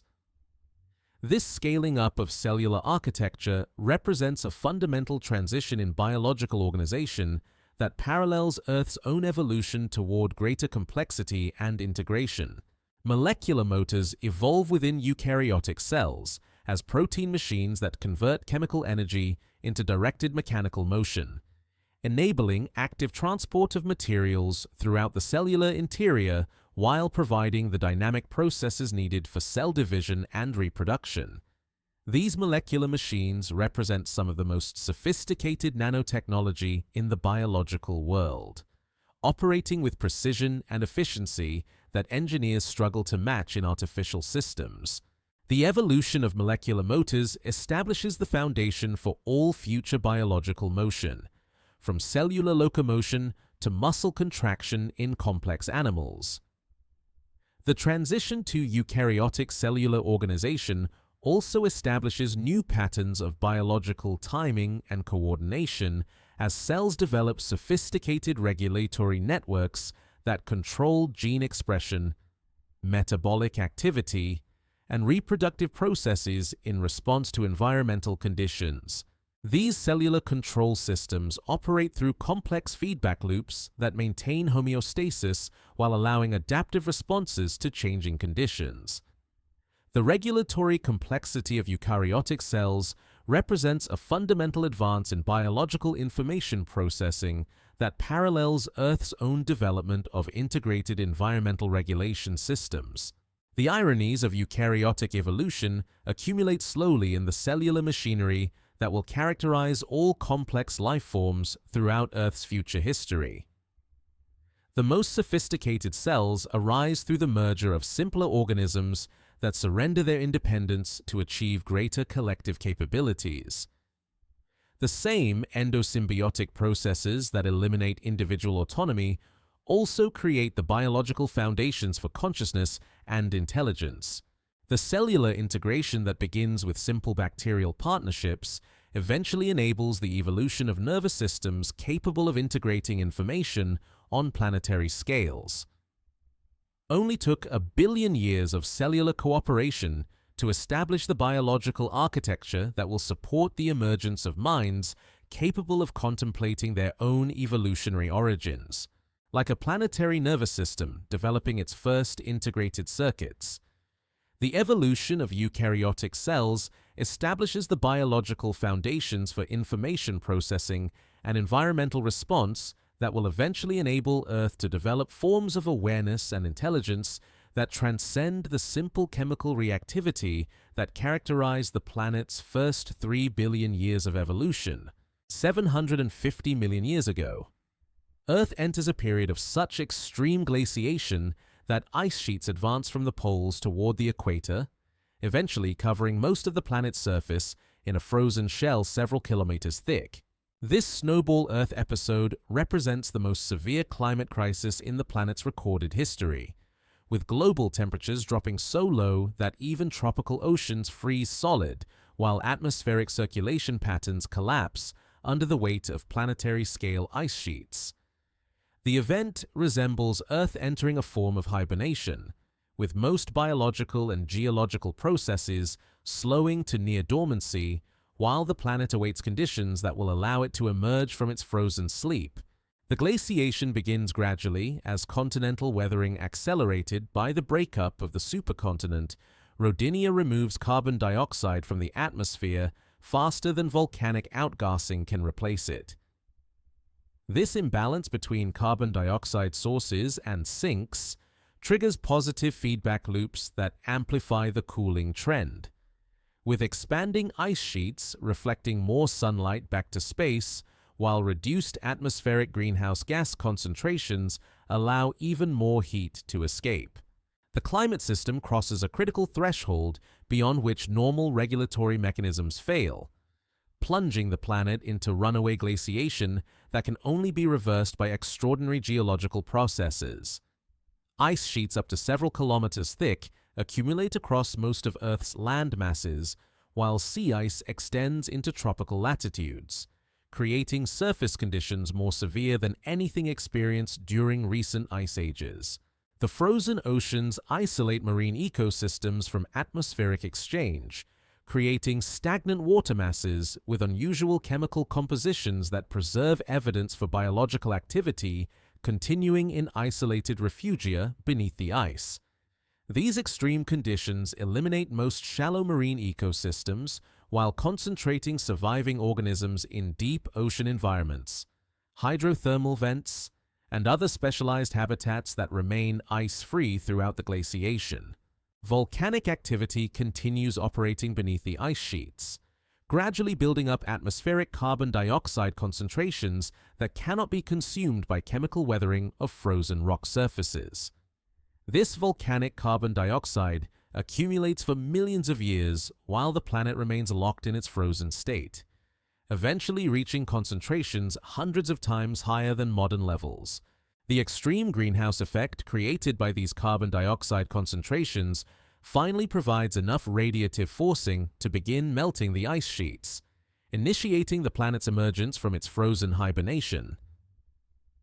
The deglaciation occurs rapidly once critical thresholds are crossed, with global temperatures rising by tens of degrees within a few thousand years as dark ocean surfaces are exposed and begin absorbing solar radiation instead of reflecting it back to space. This dramatic warming event melts the ice sheets and triggers massive changes in ocean circulation, atmospheric chemistry, and biological productivity as ecosystems emerge from their glacial refugia and begin recolonizing the newly habitable surface environments. The transition from icehouse to greenhouse conditions represents one of the most extreme environmental changes in Earth's history. Carbonate precipitation accelerates during the post-glacial greenhouse period as highly alkaline ocean waters interact with the carbon dioxide-rich atmosphere, forming massive limestone deposits that preserve evidence for the unusual chemical conditions that characterize snowball Earth terminations. These cap carbonates document the dramatic shifts in ocean chemistry that accompany deglaciation while providing evidence for the biological productivity that resumes as marine ecosystems recover from their glacial dormancy. The carbonate deposits also represent Earth's mechanism for removing excess atmospheric carbon dioxide and restoring climate stability after extreme greenhouse conditions. Biological innovation appears to accelerate following snowball Earth episodes, with many major evolutionary transitions occurring in the aftermath of these extreme glaciation events.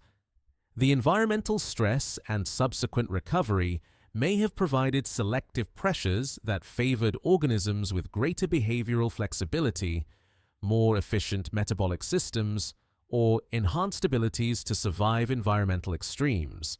The correlation between glaciation events and evolutionary innovation suggests that planetary-scale environmental crises may serve as catalysts for biological creativity and adaptation. Yet mysteries surround the precise mechanisms that enable Earth to survive such extreme glaciation without experiencing permanent atmospheric collapse or complete biological extinction. The maintenance of volcanic carbon dioxide sources during glaciation requires active plate tectonics and mantle convection that somehow continue operating despite the thermal isolation provided by thick ice sheets. The survival of complex biological communities through millions of years of frozen conditions also defies simple expectations about the limits of biological tolerance for extreme environmental conditions. Multiple snowball Earth episodes occur throughout the late Precambrian, suggesting that the planet's climate system becomes prone to oscillating between extreme glacial and greenhouse states rather than maintaining the moderate conditions that characterize most of Earth's later history. This climate instability may result from the particular configuration of continents, atmospheric composition, and biological productivity that characterizes the late Precambrian world. The eventual stabilization of Earth's climate system implies the evolution of regulatory mechanisms that prevent such extreme oscillations. The isotopic signatures preserved in rocks that span snowball Earth episodes reveal dramatic changes in atmospheric and oceanic chemistry that accompany these glaciation events, with carbon, sulfur, and strontium isotope ratios recording the collapse and recovery of global biogeochemical cycles. These geochemical indicators document the magnitude of environmental change while providing insights into the biological and geological processes that enable Earth's recovery from near-total glaciation. The isotopic record suggests that snowball Earth episodes represent temporary breakdowns in planetary regulatory systems rather than permanent transitions to new environmental states. Ocean circulation patterns during snowball Earth conditions differ fundamentally from those that characterize ice-free periods, with deep water formation and thermohaline circulation potentially shutting down as surface waters freeze solid. The resulting stagnation of ocean mixing may have contributed to the unusual chemical conditions documented in snowball Earth deposits, while also creating isolated environments where biological evolution could proceed along novel pathways. The disruption of normal ocean circulation represents a temporary breakdown in Earth's primary mechanism for global heat and nutrient transport.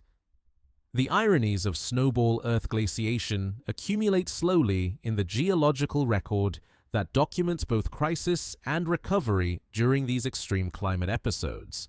The most severe environmental conditions in Earth's history occur during a period when biological complexity is increasing rather than decreasing, suggesting that environmental stress may catalyze rather than prevent evolutionary innovation. The same atmospheric processes that trigger runaway glaciation also provide the mechanisms for eventual recovery and climate stabilization. The planetary dormancy that threatens to end complex life also creates the conditions that will support the emergence of even more sophisticated biological systems.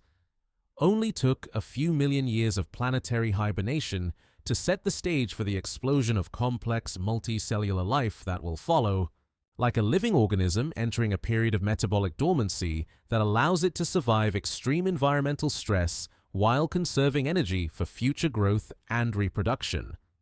Earth's snowball episodes represent temporary suspensions of normal planetary activity that somehow preserve the potential for resumed biological and geological evolution when favorable conditions return. 600 million years ago, as Earth emerges from its final snowball glaciation, life experiments with multicellularity for the first time in planetary history, creating the Ediacaran biota, Earth's first attempt at building complex organisms from communities of cooperating cells. These strange, soft-bodied creatures develop in the newly oxygenated oceans that follow deglaciation, establishing the first biological networks that transcend individual cellular boundaries and begin processing environmental information at scales previously impossible for single-celled organisms. The emergence of multicellular life represents Earth's transition from a planet inhabited by individual cells to one where collective intelligence and coordinated behavior become possible through biological cooperation. The Ediacaran organisms grow to unprecedented sizes, some reaching over a meter in length, while maintaining body plans unlike anything in the modern biological world. These enigmatic creatures lack the hard shells, complex organ systems, and sophisticated nervous networks that will characterize later animals, instead consisting of simple aggregations of cells organized into fractal patterns that maximize surface area for nutrient exchange. Their quilted, modular body plans suggest experimental approaches to multicellular organization that will be abandoned as evolution discovers more efficient architectural solutions. Yet they establish the fundamental principle that individual cells can surrender their autonomy to participate in larger biological networks. Neural organization begins its 4 billion-year journey toward consciousness as some multicellular organisms develop the first primitive nervous systems consisting of interconnected cells specialized for rapid information transmission and coordinated responses to environmental stimuli. These early neural networks resemble modern ocnidarian nerve nets more than the centralized nervous systems of complex animals, yet they represent Earth's first experiments with biological information processing that operates faster than simple chemical diffusion. The evolution of nervous systems establishes the foundation for all future forms of biological awareness, learning, and behavioral complexity. Predation emerges as an ecological force for the first time as some organisms develop the ability to consume other living creatures rather than simply filtering nutrients from seawater or absorbing dissolved organic compounds. This evolutionary innovation creates the first biological arms races as prey species develop defensive strategies, while predators evolve more efficient hunting techniques, establishing the dynamic ecological interactions that will drive much of future evolutionary innovation. The emergence of predation also creates the first biological feedback loops between different species, connecting their evolutionary fates through ecological interdependence. Locomotion evolves as multicellular organisms develop muscle-like tissues and primitive sensory systems that enable directed movement through their aquatic environments.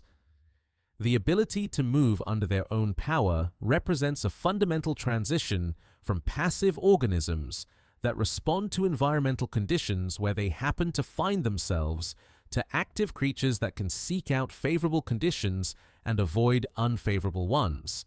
This behavioral revolution establishes the foundation for all future animal behavior while creating the first biological systems capable of exploring and mapping their environments. Ecosystem engineering begins as large multicellular organisms start modifying their physical environments through their metabolic activities, feeding behaviors, and waste production. Microbial mats that dominated Precambrian seafloors begin disappearing as mobile animals disrupt their layered structure through burrowing and grazing activities, fundamentally altering the texture and chemistry of marine sediments. These biological modifications of physical environments represent Earth's first examples of ecosystem-scale engineering that will eventually reshape entire landscapes and atmospheric composition through biological activity. The Cambrian explosion follows the Ediacaran experiments with multicellularity, producing an unprecedented diversification of body plans, organ systems, and ecological strategies within just a few million years.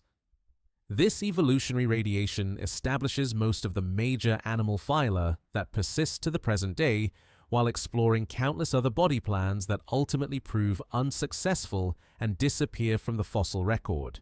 The rapid pace of morphological innovation during the Cambrian suggests that once multicellular organization becomes established, evolution can rapidly explore vast numbers of alternative solutions to the challenges of complex biological organization. Yet mysteries surround the precise environmental and genetic factors that trigger the transition to multicellular life after over 3 billion years of single-celled evolution. The timing of multicellular emergence correlates with rising atmospheric oxygen concentrations and global climate recovery from snowball Earth glaciation. Yet the causal relationships between environmental change and biological innovation remain unclear. The genetic machinery that enables multicellular development appears fully formed in the earliest animals, suggesting either rapid evolutionary innovation or a long period of molecular evolution that preceded morphological complexity. Information processing capabilities expand dramatically as multicellular organisms develop sensory systems that can detect light, chemical gradients, mechanical forces, and other environmental variables with unprecedented precision and sensitivity.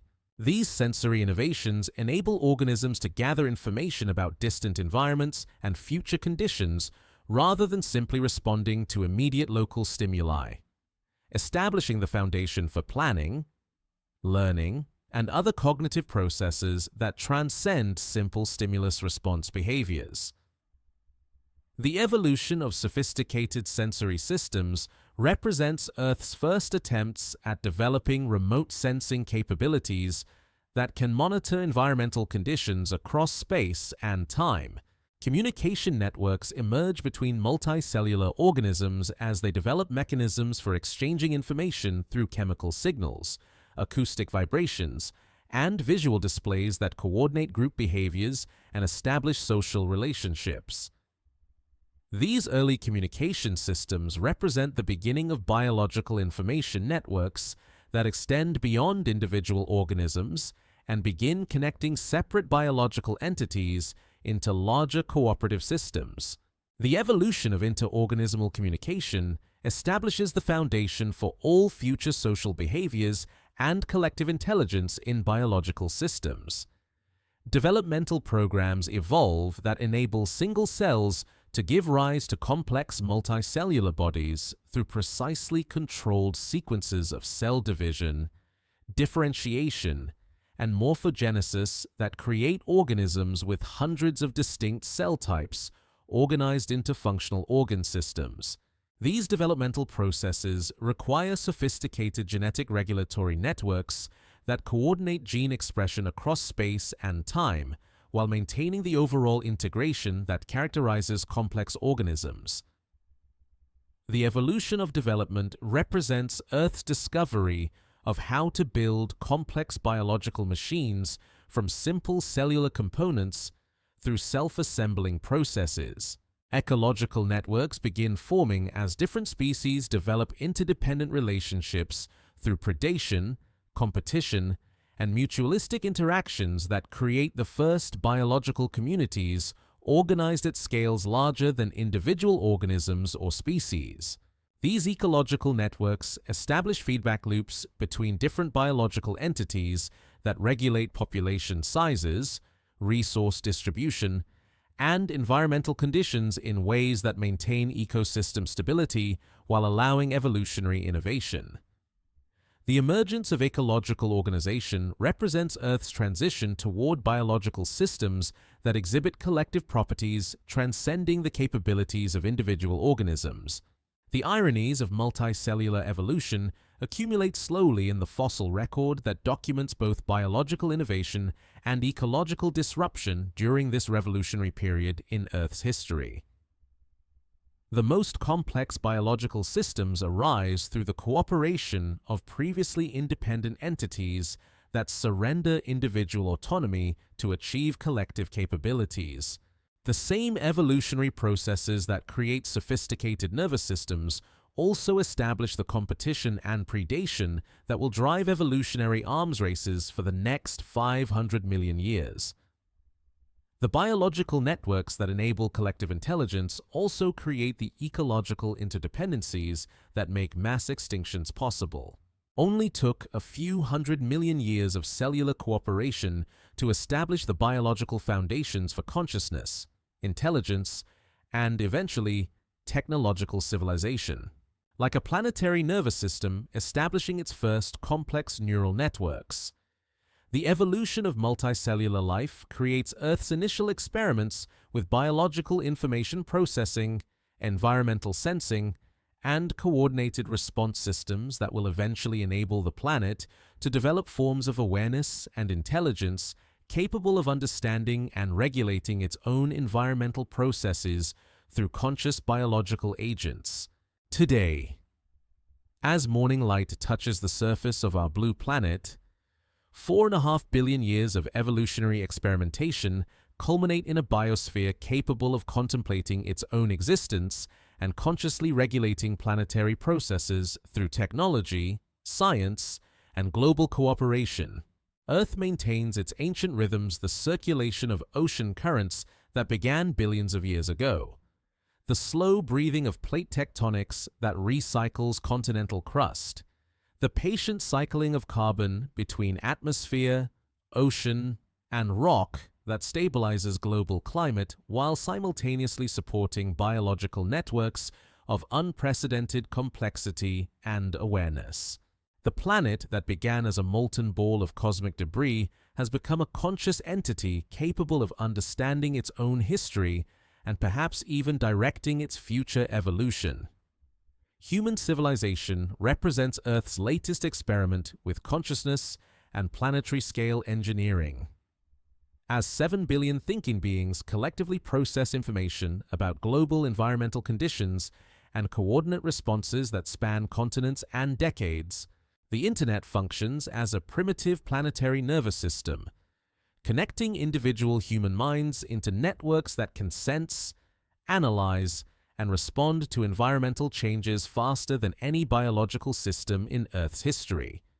Satellite monitoring systems provide the planet with global sensory capabilities that can track atmospheric composition, ocean circulation, ice sheet dynamics, and biological productivity with precision that would have been impossible for any previous form of life. The Anthropocene epoch documents humanity's emergence as a geological force capable of altering atmospheric composition, triggering mass extinctions, and reshaping Earth's surface features through industrial activity and technological development. These anthropogenic changes occur at rates that rival the most dramatic transitions in Earth's geological record, yet they represent conscious modifications of planetary systems rather than the unconscious chemical and biological processes that characterized previous environmental transformations.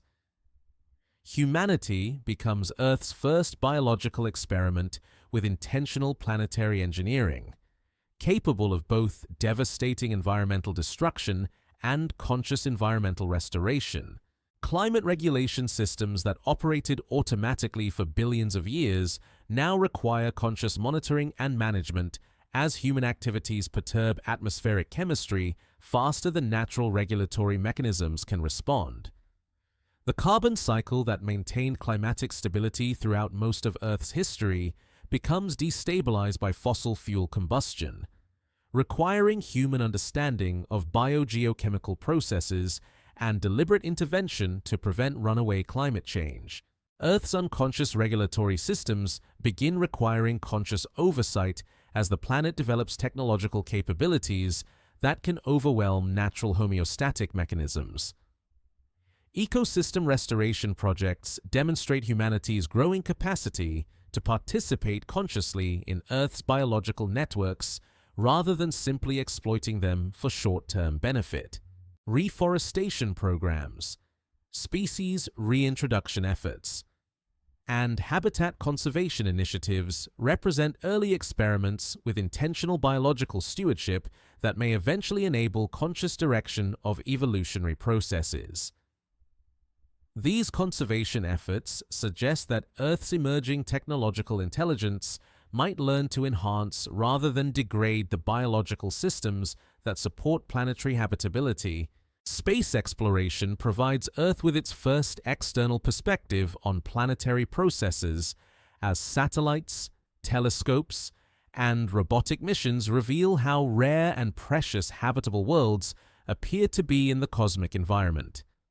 The overview effect experienced by astronauts represents a form of planetary self-awareness that transcends individual human consciousness and approaches genuine planetary perspective on Earth's place in the universe. Space technology also offers potential pathways for extending Earth's influence beyond its current planetary boundaries through interplanetary exploration and eventual colonization. Scientific understanding of Earth's integrated systems reaches levels of sophistication that enable prediction and potentially conscious control of planetary-scale processes for the first time in the planet's history. Climate models, ecological simulations, and biogeochemical analyses provide Earth with computational tools for understanding its own behavior and predicting the consequences of various environmental changes. This scientific knowledge represents Earth's first attempts at conscious self-diagnosis and environmental planning based on understanding rather than trial and error experimentation. Yet, mysteries remain about the ultimate direction and potential of Earth's emerging consciousness, as technological capabilities advance faster than wisdom about their appropriate application. The same technologies that enable global environmental monitoring and climate prediction also create unprecedented capacities for environmental destruction and biological manipulation. The collective intelligence emerging through human networks demonstrates both remarkable problem-solving capabilities and persistent tendencies toward conflict, short-term thinking, and environmental degradation that threaten long-term planetary stability. Artificial intelligence development suggests that Earth's technological consciousness may eventually transcend the biological limitations that constrain human cognition, potentially enabling forms of planetary awareness and environmental management that operate on temporal and spatial scales more appropriate to geological and evolutionary processes. Machine learning systems already demonstrate capabilities for pattern recognition and environmental prediction that exceed human performance in specialized domains, suggesting pathways toward truly planetary-scale intelligence that could consciously regulate Earth's environmental systems. The convergence of biological and technological evolution accelerates as genetic engineering, synthetic biology, and biotechnology begin blurring the boundaries between natural and artificial biological systems. These developments suggest that Earth's future evolution may become increasingly directed rather than random, with conscious intelligence guiding biological and technological development toward enhanced planetary stability and expanded consciousness. The integration of biological and technological systems represents Earth's potential transition toward truly planetary-scale intelligence that transcends the limitations of any individual biological species. Global cooperation on environmental challenges demonstrates humanity's growing capacity to function as a planetary organism capable of coordinated responses to global-scale problems despite political, cultural, and economic differences between human populations. International agreements on climate change, biodiversity conservation, and pollution control represent early experiments with planetary-scale governance that may eventually enable conscious coordination of human activities for long-term environmental sustainability. These cooperative efforts suggest that Earth's emerging technological consciousness might develop the wisdom needed to manage its own environmental systems responsibly. The ironies of planetary consciousness accumulate slowly in the historical record that documents both technological triumph and environmental crisis during humanity's emergence as Earth's dominant species. The same intelligence that enables understanding of planetary systems also creates technologies that threaten those systems' stability. The global communication networks that enable planetary awareness also facilitate environmental destruction through industrial coordination and resource extraction. The scientific knowledge that reveals Earth's integrated nature also provides tools for fragmenting and exploiting natural systems. Only took a few million years of human evolution to create both the greatest environmental crisis and the greatest potential for environmental stewardship in Earth's history. Like a vast organism finally developing the neural complexity needed for self-awareness and conscious self-regulation. Earth's emergence as a technological intelligence represents the culmination of billions of years of evolutionary experimentation with information processing, environmental sensing, and coordinated response systems that may eventually enable the planet to achieve truly conscious control over its own environmental processes and evolutionary future. As evening settles across this ancient world, the patterns that began 4.5 billion years ago continue their patient circulation through rock and water, air and living tissue. Ocean currents flow along pathways carved by the first continents, carrying warmth and nutrients in cycles that predate consciousness, yet somehow anticipate it. The moon rises over landscapes shaped by countless seasons of freezing and thawing, each tidal pull echoing the gravitational dance that began when Earth was young and molten, learning its first rhythms from celestial mechanics that still govern the planet's breathing. Deep beneath your feet, the slow convection that powers plate tectonics continues its billion-year journey, moving continents grain by grain across a surface that has welcomed ice ages and tropical seas, mass extinctions and explosive radiations of new life. The carbon atoms cycling through your breath tonight have traveled through limestone and leaf, volcano and cloud, participating in the planetary metabolism that connects every living thing to the geological foundations of the world.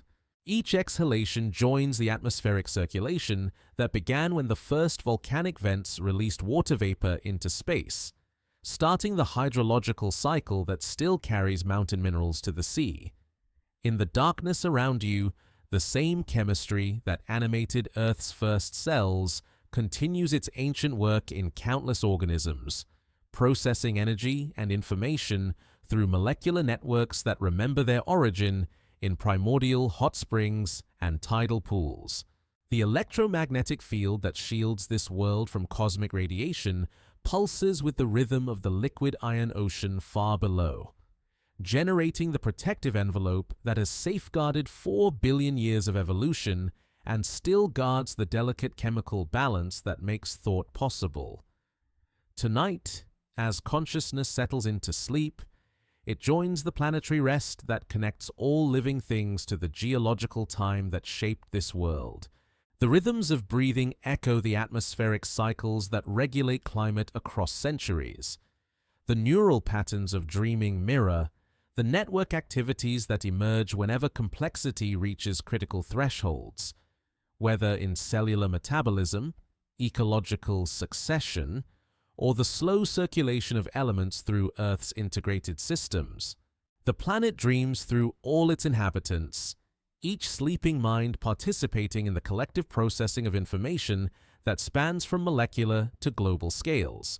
In this quiet darkness, the boundaries between self and world dissolve into the deeper recognition that consciousness and cosmos share the same evolutionary story. The same patient accumulation of complexity through billions of years of chemical experimentation that discovered how matter might eventually contemplate itself through planetary awareness distributed across countless sleeping minds. Each one a temporary focus of the universe examining its own nature through dreams that connect individual experience to cosmic time. Sleep settles like geological sediment, layer upon layer of rest, accumulating in the vast archives of planetary memory, where all experiences eventually return to the mineral stillness from which they emerged, carrying forward the information that will shape tomorrow's experiments with awareness, creativity, and the endless possibility that Earth continues exploring through every thinking being that participates in its ancient yet ever-evolving dream of consciousness. Rest well, fellow participants in this grand planetary experiment. The Earth dreams through you tonight.